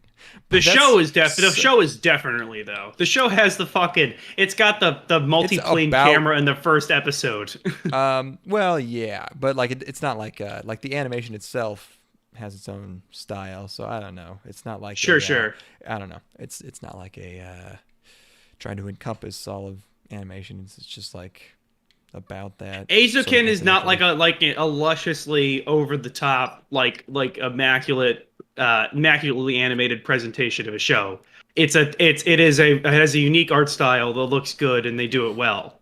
You know, it's like even something like Gurren Lagann is more of a quote unquote love letter because it's like trying to encompass so many things that mecha anime did before it, even if it doesn't specifically call it out. You know, it's like has more of the same spirit of like Gao Gaigar right. and whatever. Anyways, that's VAZZROCK. It's also worth noting that we are both also dumb. So like I have never seen anything made before 1998. Yeah, we're both also extremely stupid and don't know anything. So no, I was right about everything I just said. When we get popular and people find this and they're like, "What the fuck are you talking about?" I'm gonna be like, "Nope, I was good. I was talking good." All right, let's beat our dicks. It's time to beat. We've reached the hour and 28-minute mark, so it's time to get your penises out, everybody. Let's do it. You know, I didn't. I mean, I guess I grabbed the uncensored version of this, but I just didn't. I forgot or I didn't know, but I saw the title, Futoku no Guild, Immoral Guild, and I was like, hope this is some softcore, but I didn't want to get my hopes up, so I was like, it's probably not. It's a manga adaptation by TNK, and the first shot is multiple. The first scene is multiple girls getting molested by monsters, and I was like, all right, cool. Yeah, my notes for this. Yeah. I deserve this. I don't care what you say. I don't care what your moral quandaries are. I deserve this. I worked hard. Sat through. I deserve a little treat, okay? I want to see the boobs.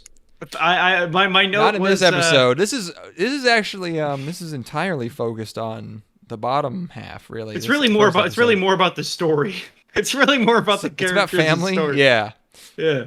The first girl has boobs, but really they have crazy hip structures in this show. Well, they're really very, very, very fleshy. Like the cat girl's got so many like that's one word for it, I guess, but yeah. The cat girl's got like all of her clothes are really tight and like create points where it's like she's spilling out of it. They make a point on every shot to like even if they're just standing and it's a faraway shot and there's no detail, they make sure to like draw the pelvic like line and the ass and like the puff, the vulva, you know. I didn't call her a cat girl. She's like a generic. They don't even. I can't tell what animal she's supposed to be. She might just be generic animal girl. Because like her tail is not a cat's tail, really. Her ears are like sort of pointy like a fox, but she's like purple. Her name is Kion, and I thought that as being a play on neon. I don't know if that was or not. But foxes are kitsune. Once I saw that this was uncensored, I immediately went into my notes and because I when I was looking cranked it.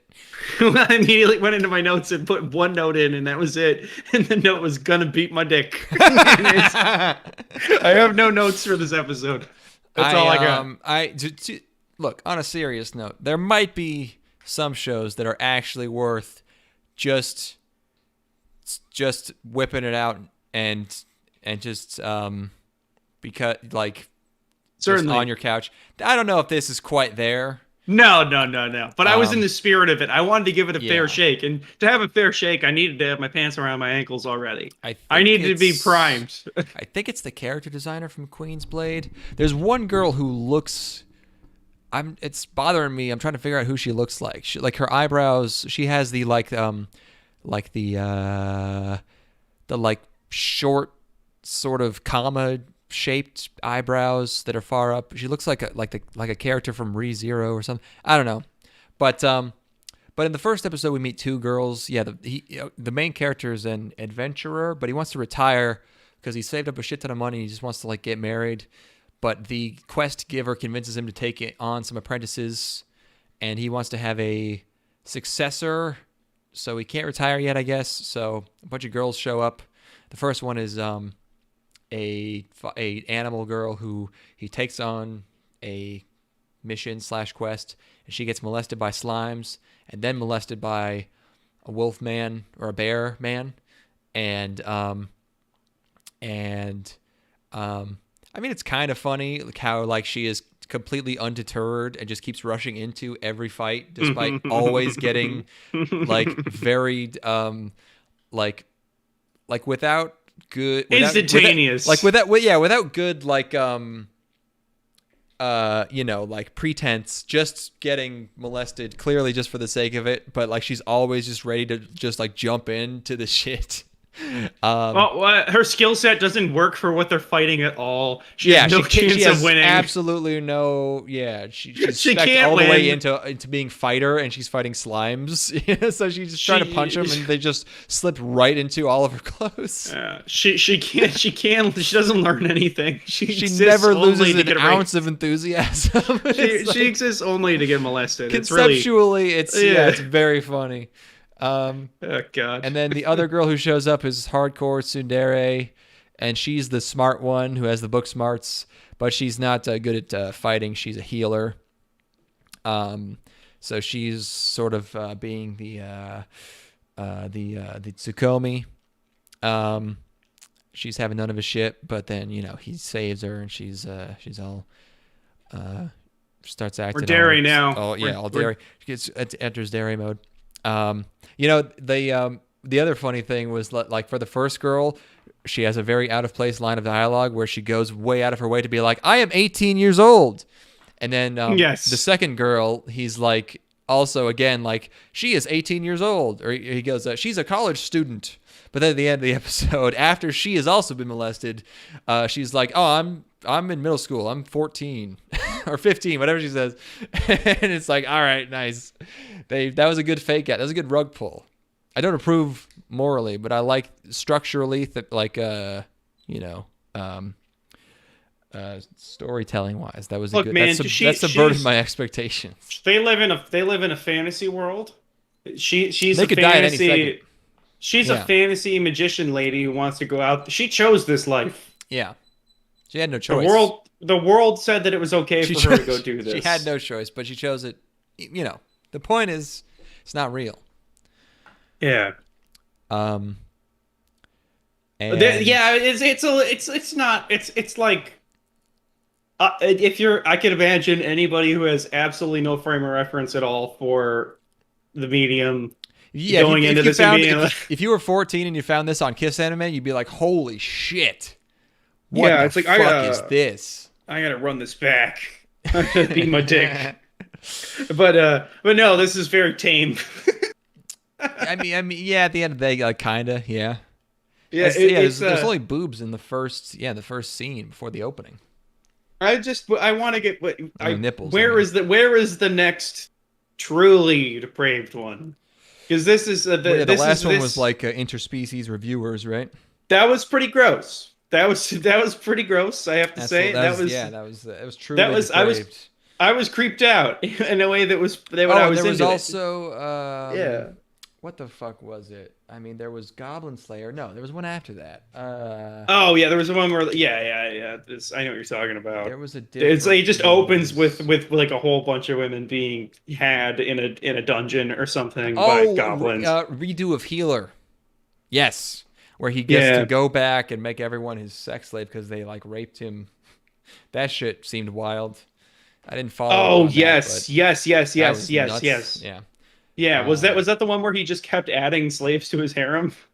I think he also killed some of them. Like, yeah, I mean, it was like fucking psychotic. But yeah. But here's the thing: is that like I want like grossness too, not just like ethical, like moral. Did he make someone drink his pee? Like, yeah. Did he? I think that had that. I think that was redo of Healer. Yeah. Okay. Maybe I'm not deep enough into these things to understand like that it's going to happen eventually. Because the bar for me is like prison school, where you've got like guys are forced to watch girls pee and stuff. I only know what happens. I only know what happens in Redo of Healer from like clips I've seen on Twitter. But I think one of the villains, who again, this is okay because in his previous life they like kept him as a sex slave, but like he brings in a bunch of like orcs to rape her, and then while she's getting raped, he burns the building down that she's in. What the fuck? I know. Oh, I know. And then I think he also hires. There's a man who dresses up like a lady to trick another lady and then rapes her. It was No, that seemed like you can't go much farther than that. Whatever was going on in there. Yeah. So yeah. I get you. Yeah, right. You're right. I can't cast these aspersions about it not going far enough if I haven't seen that. See, the thing is, it doesn't sound fun though. I know. It's like you have to be in the right mood, I guess. I don't know. That's not fun. You know, that's not fun. No. Yeah. Just reviewers as dudes having fun. I'm not really into that's it. fun. But that was dudes having fun. That was dudes having a good time. That was finding fun. ladies Everybody to lay eggs. Yeah. I think everybody wanted to be there, which makes it a little bit more fun. The animators were totally trying to get stuff past the censors. Yeah, like you got Cloaca Talk. Cloaca Talk's fun, you know. But like murdering people and having that's not as fun. That's not that's not having fun anymore. This is good family entertainment. Family entertainment at its finest. Interspecies reviewers. Yes. Oh, I almost forgot. One of my favorite part of that show is actually the two little squirrels that they have cleaning stuff all the time. Yes. They'll just they're always cute. sweeping. At one point, one of the girls is crying and the tears fall on the floor, and immediately these two little squirrels come by with brooms and sweep the tears up. I love that. I love these. It's pretty good. Bastards. I like them as well. They put a smile on my Apparently, face. they're both girls. They're both wearing bikinis. But yeah, I don't know. That's funny. Okay, next up. This took me for a ride. I'm glad you watched this because I wouldn't have expected you to pick this up because I like based on just like the art style. We'll talk about the art style, but human. I felt like it was right. I felt like I had to based on usually instincts. Yeah. Usually I dodge stuff that seems like it looks like Professor Layton, but in this case I'm like I got a lot of time this season. I'll give this one a whirl. So. Mm-hmm. Yeah. Human Bug Daigaku. The English title is The Human Crazy University. I don't know how we are getting crazy out of the word bug. This does not explain at all what this is. I feel like you could just use the word bug. I mean, bug is a weird, but I get that bug is like error or like mistake or anomaly, you know. But man, okay, Manga DLE is the studio. Remember Skullface bookseller Honda-san about the guy who worked in the manga store, but he was a skeleton. Do. I definitely do. That was okay, and similar art style, but even more simplistic and like cheap and like South Parky looking. It reminds me of Kappa Mikey. Yes, okay, excellent call. Yeah, it's like that level of like just like JPEGs moving like puppets. It's like a layman might look at it and be like, "This is trying to look like an anime." Or you know, like, it looks like a cheap commercial. Sure. In the style of quote unquote anime or just cartoon generically. Like those progressive commercials with the pink haired lady jumping around and shit. Sure. Even that looks like more animated than this. This is like so simplistic. Everything looks like like it was done in like a vector art program, like it was traced over something. And then it's like, so it looks like shit and you're like, ah. And then the subject matter is like the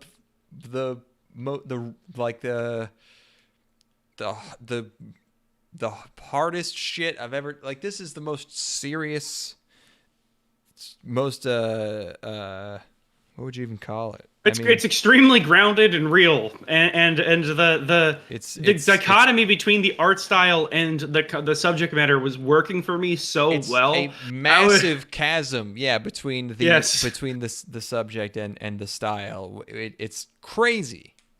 It's almost like there's so little animation that you have to focus on the content. Like you have to focus on the things that are being talked about, the actions of characters.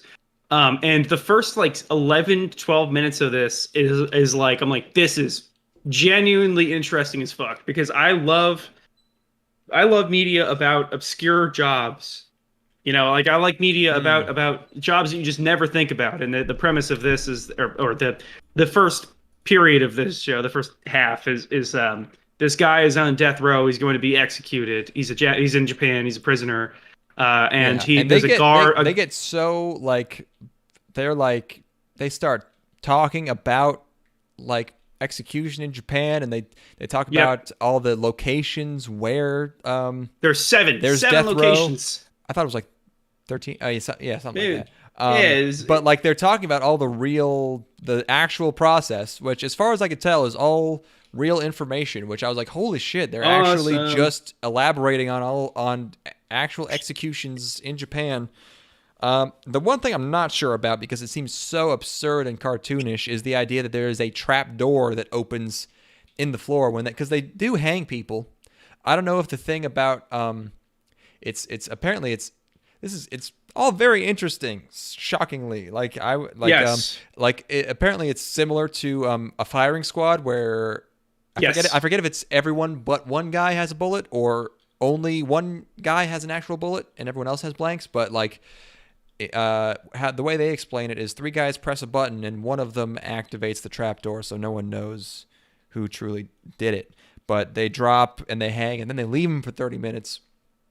And they don't tell you what day you're going to be executed on, so you don't kill yourself. You find out the morning of, and you're like immediately. What a crazy process! What a fascinating what a fascinating thing to get insight into. Where you're like, because you'll never think about this. It still says they do give the last meal, but they do explain in the show that they don't anymore, so that might need updating.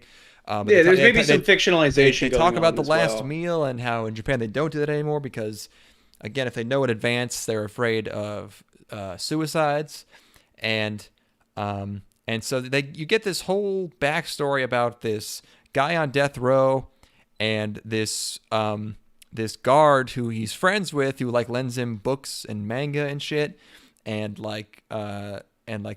they're friends with each other, and then like before even like the climax of the episode, you're waiting for the hammer to drop about what this guy did, and sure enough, he like killed his wife and a guy she was sleeping with, and like set their house on fire. And you're like, okay, yeah, but you know, you could tell he's like, you know, he's spazzed, he's calmed down, and you know, they have this like really, like, you know, they have this like believable, interesting relationship, and then a bunch of stuff happens, and then he gets executed, and the execution scene is so brutal. It's like they go so far. He doesn't want to go.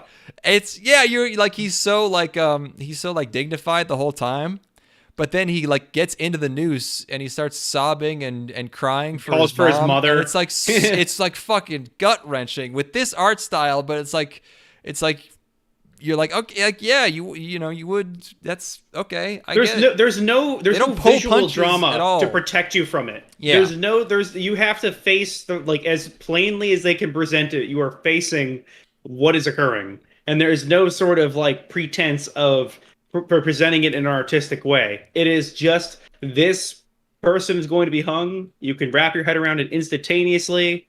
You know, if they had tried to go all like a prison school with it and like, you know, shown like really highly detailed close-ups of like his crying, sobbing face, it would be like weird.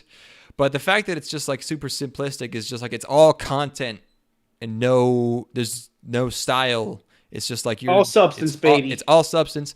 And then my takeaway from this is that this is such a great, unexpected example of taking an insanely basic premise and just doling out all of the information in a way that makes it compelling because it's so slow, but not slow enough to make it frustrating.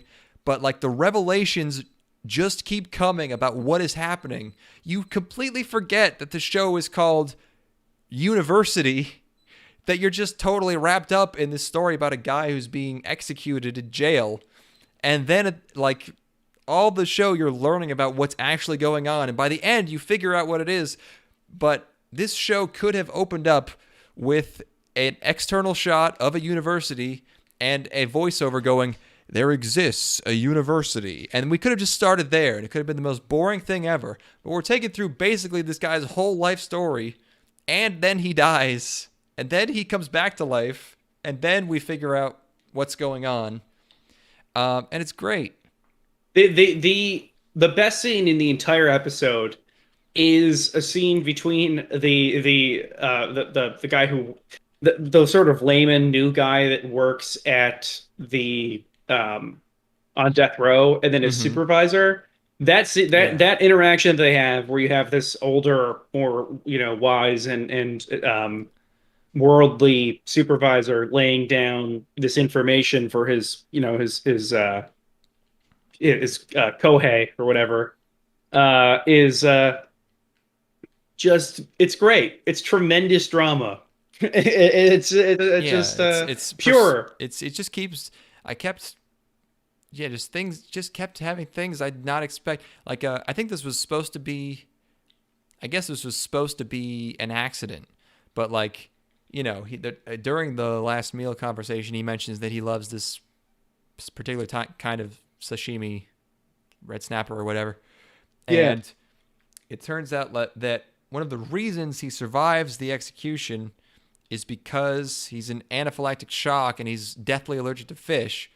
So genuinely clever. I think it would have been like better if like that was actually like on purpose by him, and was a stealthy attempt to suicide before the actual hanging because he was scared. Yep. And which it could be. It's a little ambiguous. But yeah, like they, and then so Here's they explain that it's a funny, like there's sort of a loophole where he technically did die, so he was executed. So now they don't know what to do with him, and he's being sent to this school for people with strange things about them who we don't even meet. The whole episode's just this first guy. The problem is that nowhere that this goes could be anywhere near as interesting as the first episode. I just don't believe it. It would be shocking, but yeah, that was sort of my thought also. But it'd be cool if it was. Maybe I still don't know. I'm sure like multiple episodes of this have aired already, but are we gonna have a different main character every episode? Maybe he's our main character, but he gets introduced to someone else each episode, and we get their weird power. If the first one's this well thought out, maybe the other ones are too. I would like it to be. It's not impossible. Yeah, it's not impossible for it to be good. It's not impossible. I just felt my interest immediately start to fade once we left. Yeah. Once we get a crazy kooky scientist man, and we've left behind the characters that we've known up until this point, and I it was at the very minimum, it's a pretty fucking awesome first episode that like really kind of makes you reevaluate like what animation even needs to be Yeah, I because mean, you it really is like borderline like a book, Yeah. you know, Oh, just it's a slideshow. Yeah. And yeah, it's just like I just appreciated so much like not knowing where we were going with this. It just starts out with this guy on death row, and then it ends up like they fucking he's Bruce Willis from Unbreakable. Like he has, I think, some amount of amnesia from being strangled, but like he survived like every disease. yeah. He's just happened to have gotten every disease and hasn't died from it. And I was just like, oh God, I didn't even realize. Like, it's just this took me for a ride, and I was happy about it. So that was neat. Yep. Yep. Speaking of being taken for a fucking ride, I almost delayed this podcast by half an hour to make you watch this, but I felt like you could get almost as much out of it from me just describing it. Good Lord. Kage no Jitsuryokusha no ni Naritakute. Yes. The Eminence in Shadow. This is a light novel animated by Nexus. Remember Darwin's Game? Remember remember Granbelm? Granbelm. I do remember Granbelm. You do? Oh yeah, me too. Yeah. The first 3 shots of this show are of a teenage girl in her underwear in 3 different locations in her apartment. It's pretty sick. Her shower is controlled by a sink. It's like, it's like the whole, the whole bathroom's just a shower. So the shower head's just like above the sink. So she just controls it with the sink. It's pretty sick. It's pretty cool. Look at the figure. Wow. Yeah, I know. And so, but that's not the part I'm talking about. So, oh God, man. So we start out with her, and it's established that she is like a former idol / celebrity. And she is she's like sort of traumatized by it. Like she opens her door and like expects to see all these like reporters, but they're not there. She's just like stressed out about it, and like everyone at school knows her and calls her Hime-sama. And she's like being polite and saying hi to everyone, and then she walks into school and she's like, but there's this one fucking guy. Her voiceover is like, there's this one guy I hate, and there's this guy, clearly protagonist guy, because he's very plain looking, and he's putting his shoes into his locker, and he calls her the wrong name, and and she's like, that's not my name, and then he calls her a different name, and she's like, that's not my name either, and he said, and what he says is, oh right, you're one of those named NPCs. I can't remember all the names. And she's like, what are you talking about? And at this is another 2 in a row. This is another one where I'm like, I'm so glad I don't know what's going on right now, because this is like, this guy could be just insane. He could be completely autistic, or they could be in a video game and she doesn't realize it somehow. I was just very like immersed in like, I don't know what's going on, and I was very glad that it was like that. oddly existence, like where it's like yeah, but like if someone stepped into existence like and didn't know it. Yeah. So it was like, is this guy just the ultimate Sigma male, or are they in an isekai and she's, so I don't know. The art style is like very like it's like very sort of detailed and bloomy in a way that like it's like Death Note-y in a way that like makes it look like it's gonna get very grimdark, of course. And she she like, he just totally brushes her off, which makes her angry, and I was like, damn, this guy fucking rules. And she's in class monologuing more. And he's on the roof, and he has a notebook full of like German and magic circles, and he's scrolling through it, and he's just mutters to himself, "Mer, par," which is translated as more power. And I'm like, I still don't know if he's just like a Chewabacca fucking dork or if this is something real. And so she's doing something, and it cuts to him playing the piano in an empty classroom with like the curtains flowing and like there's a sunset. Oh yeah. I was like, hell yeah. What is this guy's deal? Oh man, it was awesome. During class, he has a hand, used for hand strength. Scruncher. A scruncher, yeah, a little weight thing, press, and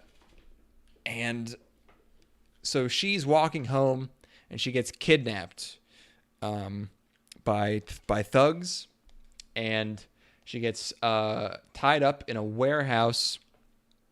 And they're going to rape her, I guess. Oh my god. Which gives her flashbacks of another guy who might have raped her. I don't know. She got kidnapped before as an idol. This poor girl. She had a stalker. Yes. And then who shows up? Is it the guy from school? Well, it's the stylish ruffian slayer. What? It's the stylish ruffian slayer. Is that his name? Well, the word ruffian is some other Japanese word, but yeah, it's like stylish Bako slayer or something like that. And it's just the dude, and he's in a ski mask and like a tracksuit. But they play it. This is not played comedically. I mean, it's hilarious, but like I still could not figure out if he was supposed to be cool or not. And trust me, I was trying to figure it out. I could not figure out if he was supposed to be like actually an awesome guy or if he's just LARPing. But he does, because he has this ridiculous name, but this is just a straight played out, like hard, dark action scene. And he beats the fuck out of all these guys, and he makes a dude's arm explode with a crowbar. And then he talks about other things he's done to other hooligans. And the guy's like, wait a second. You're the Balaclava Berserker. No. So he has more than one name. He can't be both. He is both. You don't get to have two cool both. names. And I just could not figure out the tone.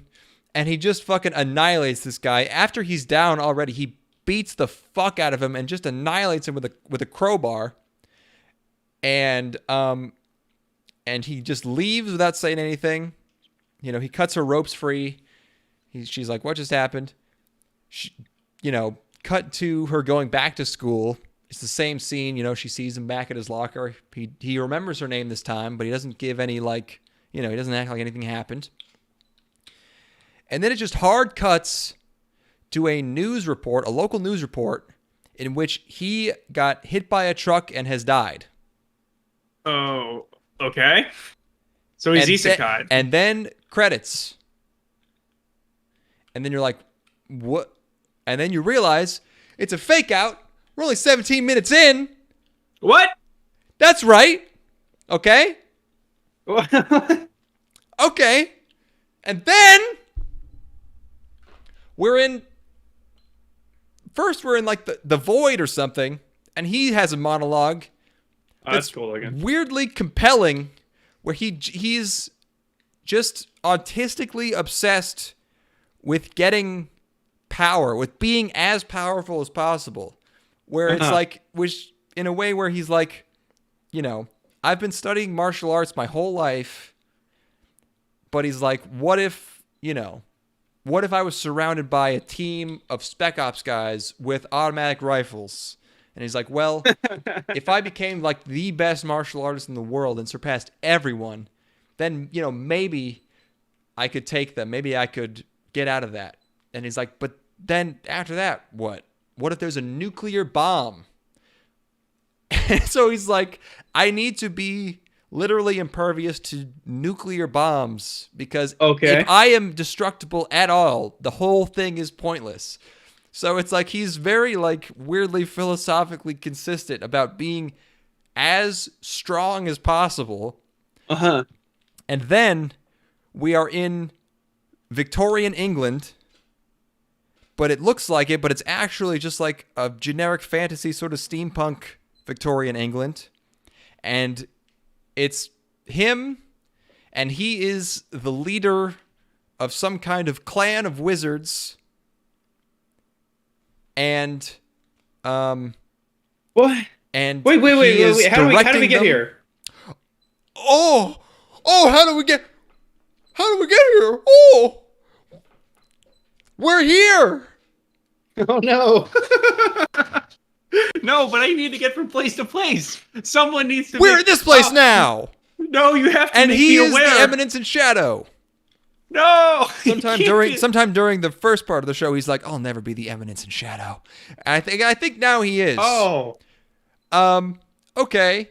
So he has his team jump into some kind of fight. They all have all these crazy designs. He has an elf girl. They're all in these like cloaks, these intricately designed cloaks. It looks good. It's and then, he's like, it's like his silhouette against the moon. He's jumping off a building. He's jumping off a big band or something. And then just like, and then the ED happens. And then the ED is a totally different. They're back at school. And it's like characters I don't recognize. And they're in different outfits. Let me show you that. That's what they look like. I don't know what this is. It's fucking crazy. So this is like just a whole bunch of shit that has, you can't yet identify what the connective tissue is. Like it's just they were just jumping from place to place. I thought like there was like a binary path for like the first 2/3 of the episode. It was like, okay, either this is like taking this guy seriously or it's not. But then I don't even know what kind of guy he is. I don't even know where he is or when or if he can come back or where. I am lost. Yeah, man. Did you like it?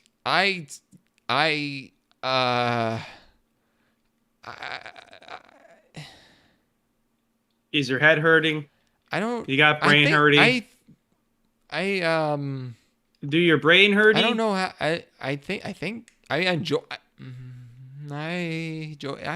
enjoyed it. I think. An overwhelmingly positive response. I mean, it's just like. It made my brain work to ask questions. I'm still asking questions. I like the idea of making a piece of media deliberately confusing for the sake of like not even like bothering to even have a reasoning why things are happening the way that they are, but just to fuck with people and get them wondering whether or not this will be coherent in any way. It's better than a standard isekai, yeah. Just string people along. I mean, maybe it'll pay off. I don't know what to make of this at all. Just like a Samurai Flamenco without the premise, without the first like 7 or 8 episodes to ground you, just like the middle of that show forever. No context, no intro. Yeah, now he's got a robot. Yeah, but this guy is like so. He never wavers. He's absolutely fully autistic. He is based and cringe. It's crazy. The holy duo. Yes, the holy union of based and cringe. It's a rare. That's a godly existence. Yeah, that's a godly existence to live, where you're truly living God's light in his light. If you, it's a heavy burden to bear. Yeah. But he doesn't even process it as such. It's just natural to him. Yeah, it's just the way that he be. Wow, that's a thinker. Look at how many sparkles, whatever these are, lens flare. Hey, it's shine. the entire frame. Oh yeah. Are they all cat? There's only a couple. I kind of like the Like costumes. I said, it looks I like the designs and everything. They're obviously ridiculous and over the top, but they're striking the right notes. Like again, this is just in the ED. We don't see this in any of the episode. It's fucking crazy. I like the one in the far left. If you have to convince, I mean, it's it's a great way to convince someone to watch a second episode of something. Ugh. All right, let's get back to reality here. That was crazy. Yeah. You should talk about the one that only you watched, and then we'll round this out with the one that we both watched. Oh, sure. I can skip over to Mushikaburi-hime. Yes. Where the fuck is that? This one. Yeah, it's Bibliophile Princess. Rolls off the tongue. Light novel. Yeah, it's really artistic name there. Hey, it's Madhouse, everyone. This is what they're doing this season. It does look nice, I guess. Most of this show is close-ups of this lady's face because she got big hair. She's cute. She is. It's like noble. It's like there's a prince in like it's noble times or in a castle or something, and she is lower rank, but she's like hanging around this castle. But the prince, the handsome boy, asks her to marry him, but it's just obligatory because he has to get married. And to convince her, he says he'll give her access. Marrying him will give her access to the royal archives. And this bitch is a slut for books. She loves them. Can't get enough of it. Can't get enough of them. So apparently that's a sort of apparently there's a bit of a time skip. I guess she's 14 in that part, so it skips forward to when she's 18. They've been proposed. They've been engaged for 4 years. She's just been reading books. Did I say there were a lot of close-ups of her face? I'm looking at the PV right now. This does look good. This is very pretty. Yeah, it's just like there's design. There's no like movement. It's all bloom. All bloom all the time. It's pink and it's bright and it's cute. But yeah, I mean it's like it reminds me of like Beelzebub, that show with the cute lady who's Beelzebub, except with all of the like charm in the animation and all like the movement and all the style taken out. And it's just like if you had a face that's bright and blonde and pretty. And then there's the boy, he's also blonde. And then another girl shows up. Well, it's other boys, but then another girl shows up, and I think she gets jealous or something. I think the girl starts flirting with him, and she reads books fast.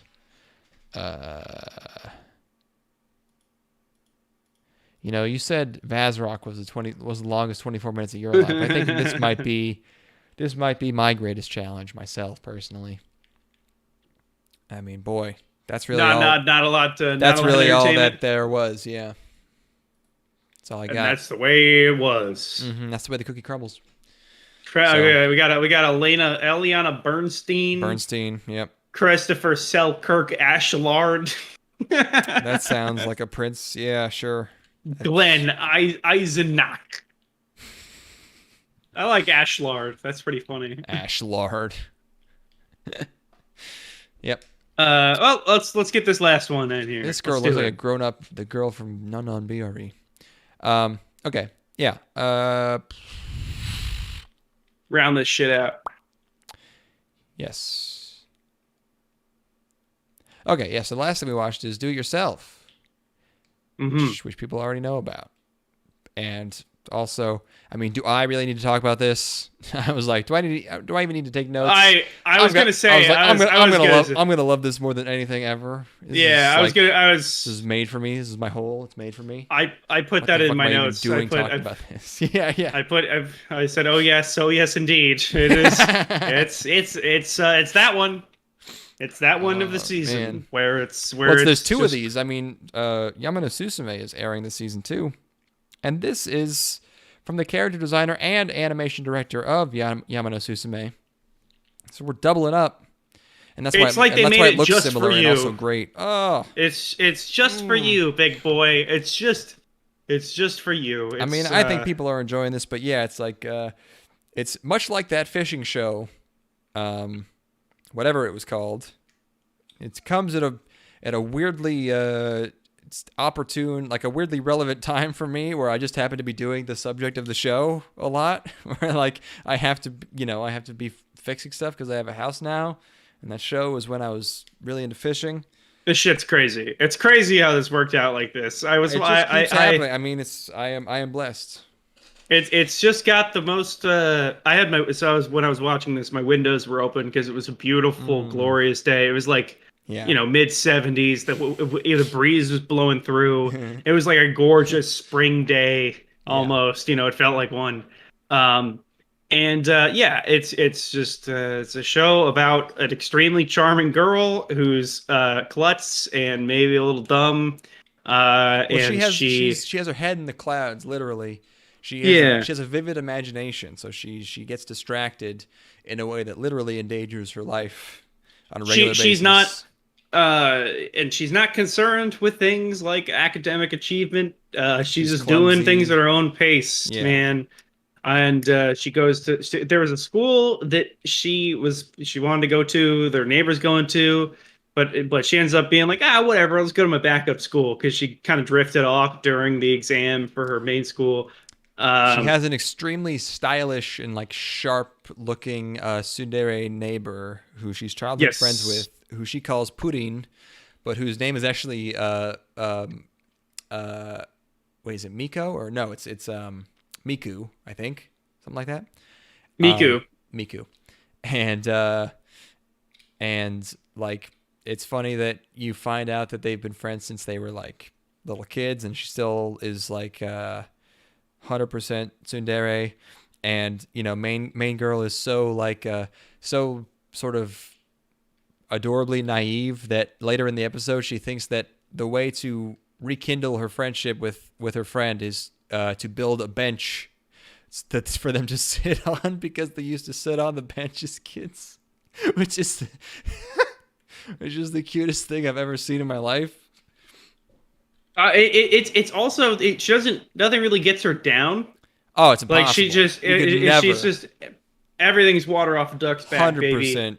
There's yeah. So the art style is just this beautiful palette. The backgrounds. Oh, dude, the background. It's the art. Every frame of this is fucking gorgeous. But I mean, apparently, I think I saw someone talking about this on Twitter. I think Pine Jam has now its own in-house background team, which is why every fucking background is like immaculate.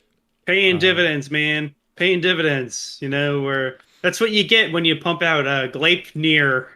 You get a Gleipnir in you. They got that Gleipnir and gamers money, so they can have their in-house backgrounds team. But just the expressions, everything, even the far away shot, it's all so fucking charming. There's like I'm sure this is all in. I don't think they outsourced a single frame of this. It all is so like cohesive. Shades of how Little Witch Academia looks. Like in terms of like the softness of the outlines and the color palette and everything. So homegirl goes to school and she don't got no club that she's a part of. She goes to so on her way to school she crashes her bike and then a helpful lady fixes her bike for her and leaves before she gets to say thanks. So she goes to check in and say crazy thank you. Futuristic Heelys. That's another thing to mention is like this show is very very casually futuristic, I would call it. Like, that's perfect. For some reason it's like it's all stuff in the background, sort of just like very organically integrated, but it's just like there's drones flying around and everyone has like their neighbor has like a facial recognition door, and it's just very low key in the future. And also she has a pet pig. Her house is full of pets that she keeps. it's a perfect dichotomy between where the show is clearly going in terms of like very hands-on craftsman work in a world that is in the near future where True, things yeah. are It does help very to technologically exaggerate advanced. technology so that doing stuff just with your In a way hands that's is more. better than just people being on their goddamn cell phones. Like rather than having people be on their cell phones all the time in the show, and it's like, Everybody's on their dang phones now.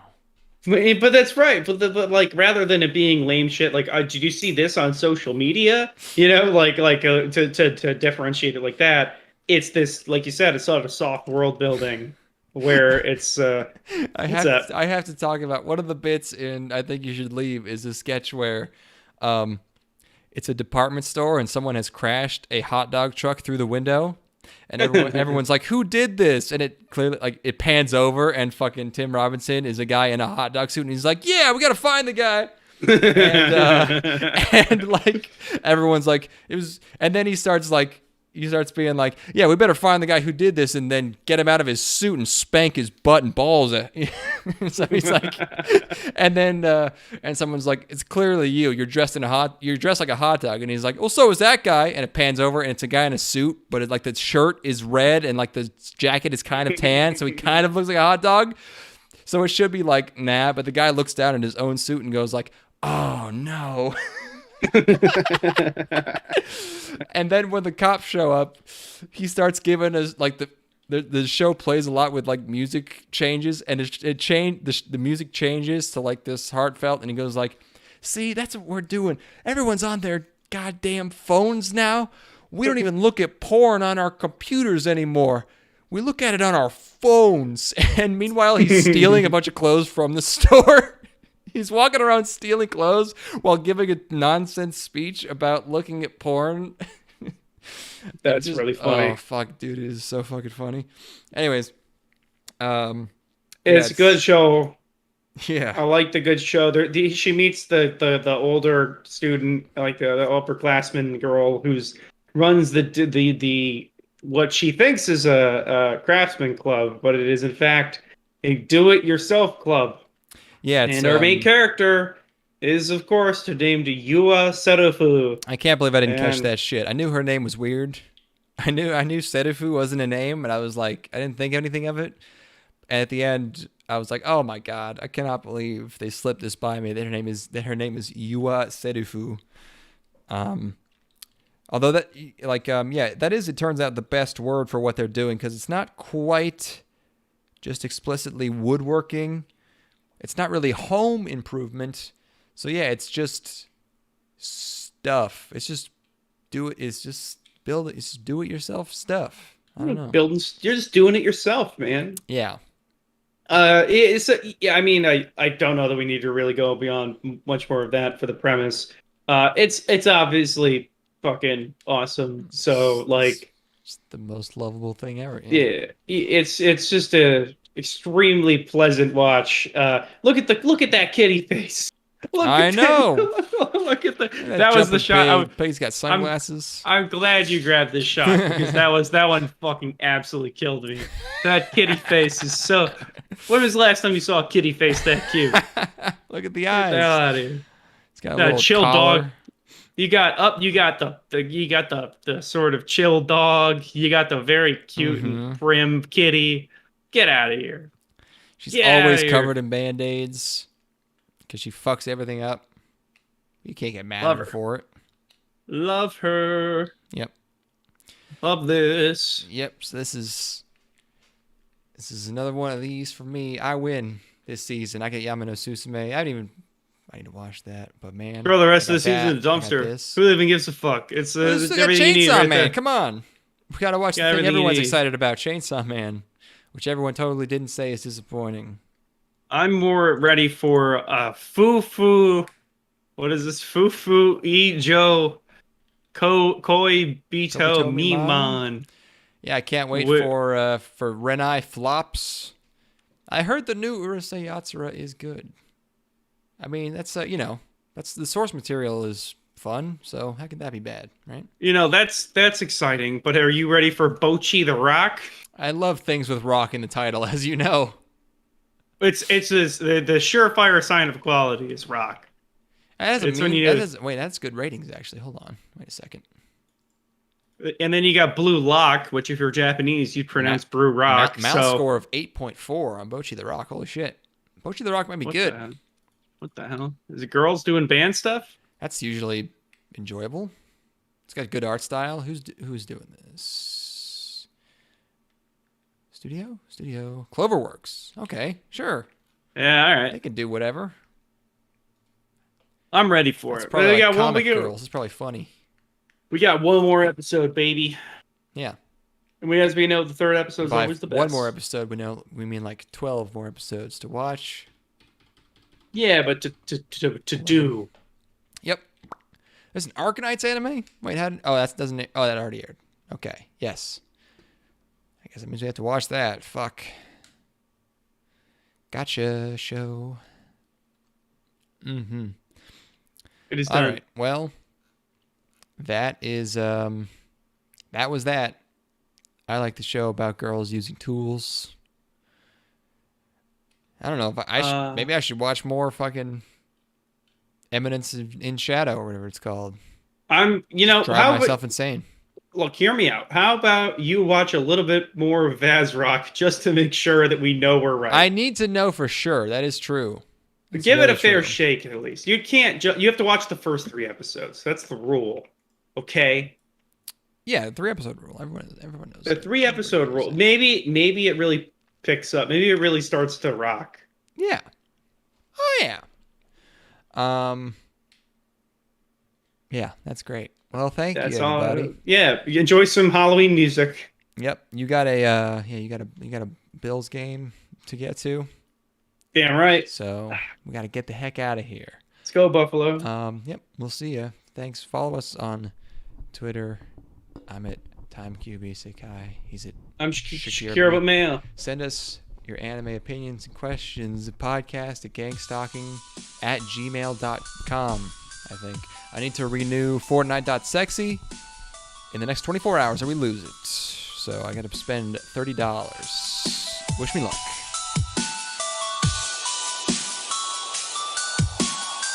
There was another 4 bars. There was another 4 measures of music before the lyrics started. Thank you for listening to our podcast. October 31st, Halloween, paint a pretty cobweb on my big toe. Saved up for 3 weeks to buy these plastic bags. Rolling through the street with my Halloween gang. Steal a white sheet from my mum's bed. Cut 2 white holes and join the undead. No fake blood, I used tomato sauce. I should be a Jedi because I used the Force. Yo, this is a Halloween rap. Pass it to Casper, he's got my back. Yo, mother truckers, put your hands in the air. Now drop it down low and do the monster stare. Jump to the left, jump to the right. Show us your back now, give us a fight. Brush off your shoes and put on your cap. Repeat after me, it's a Halloween rap. That scare ya? I'll knock on your door if you live in the area, all dressed up in my Halloween gear. I'm out of control, I've had like 2 beers. Drunk as a skunk and I want some sweets. Knocking on doors, shouting trick or treat. Don't ask for a trick cause I'm not prepared. And if I come to your house, you better act scared. That's right, we're trick-or-treating all through the night. I look like a zombie, check out my threads. Bit that I Crombie, passion is dead. Got sugar rush and I can't stop jumping. Pushing other kids and punching pumpkins at 7 PM. And the night is starting, I've eaten so much junk that I can't stop farting. Yo, this is a Halloween rap. Pass it to Casper, he's got my back. Yo, mama truckers, put your hands in the air. Now drop it down low and do the monster stare. Jump to the left, jump to the right. Show us your back now, give us a fight. You gotta stop it. Holy shit. Holy.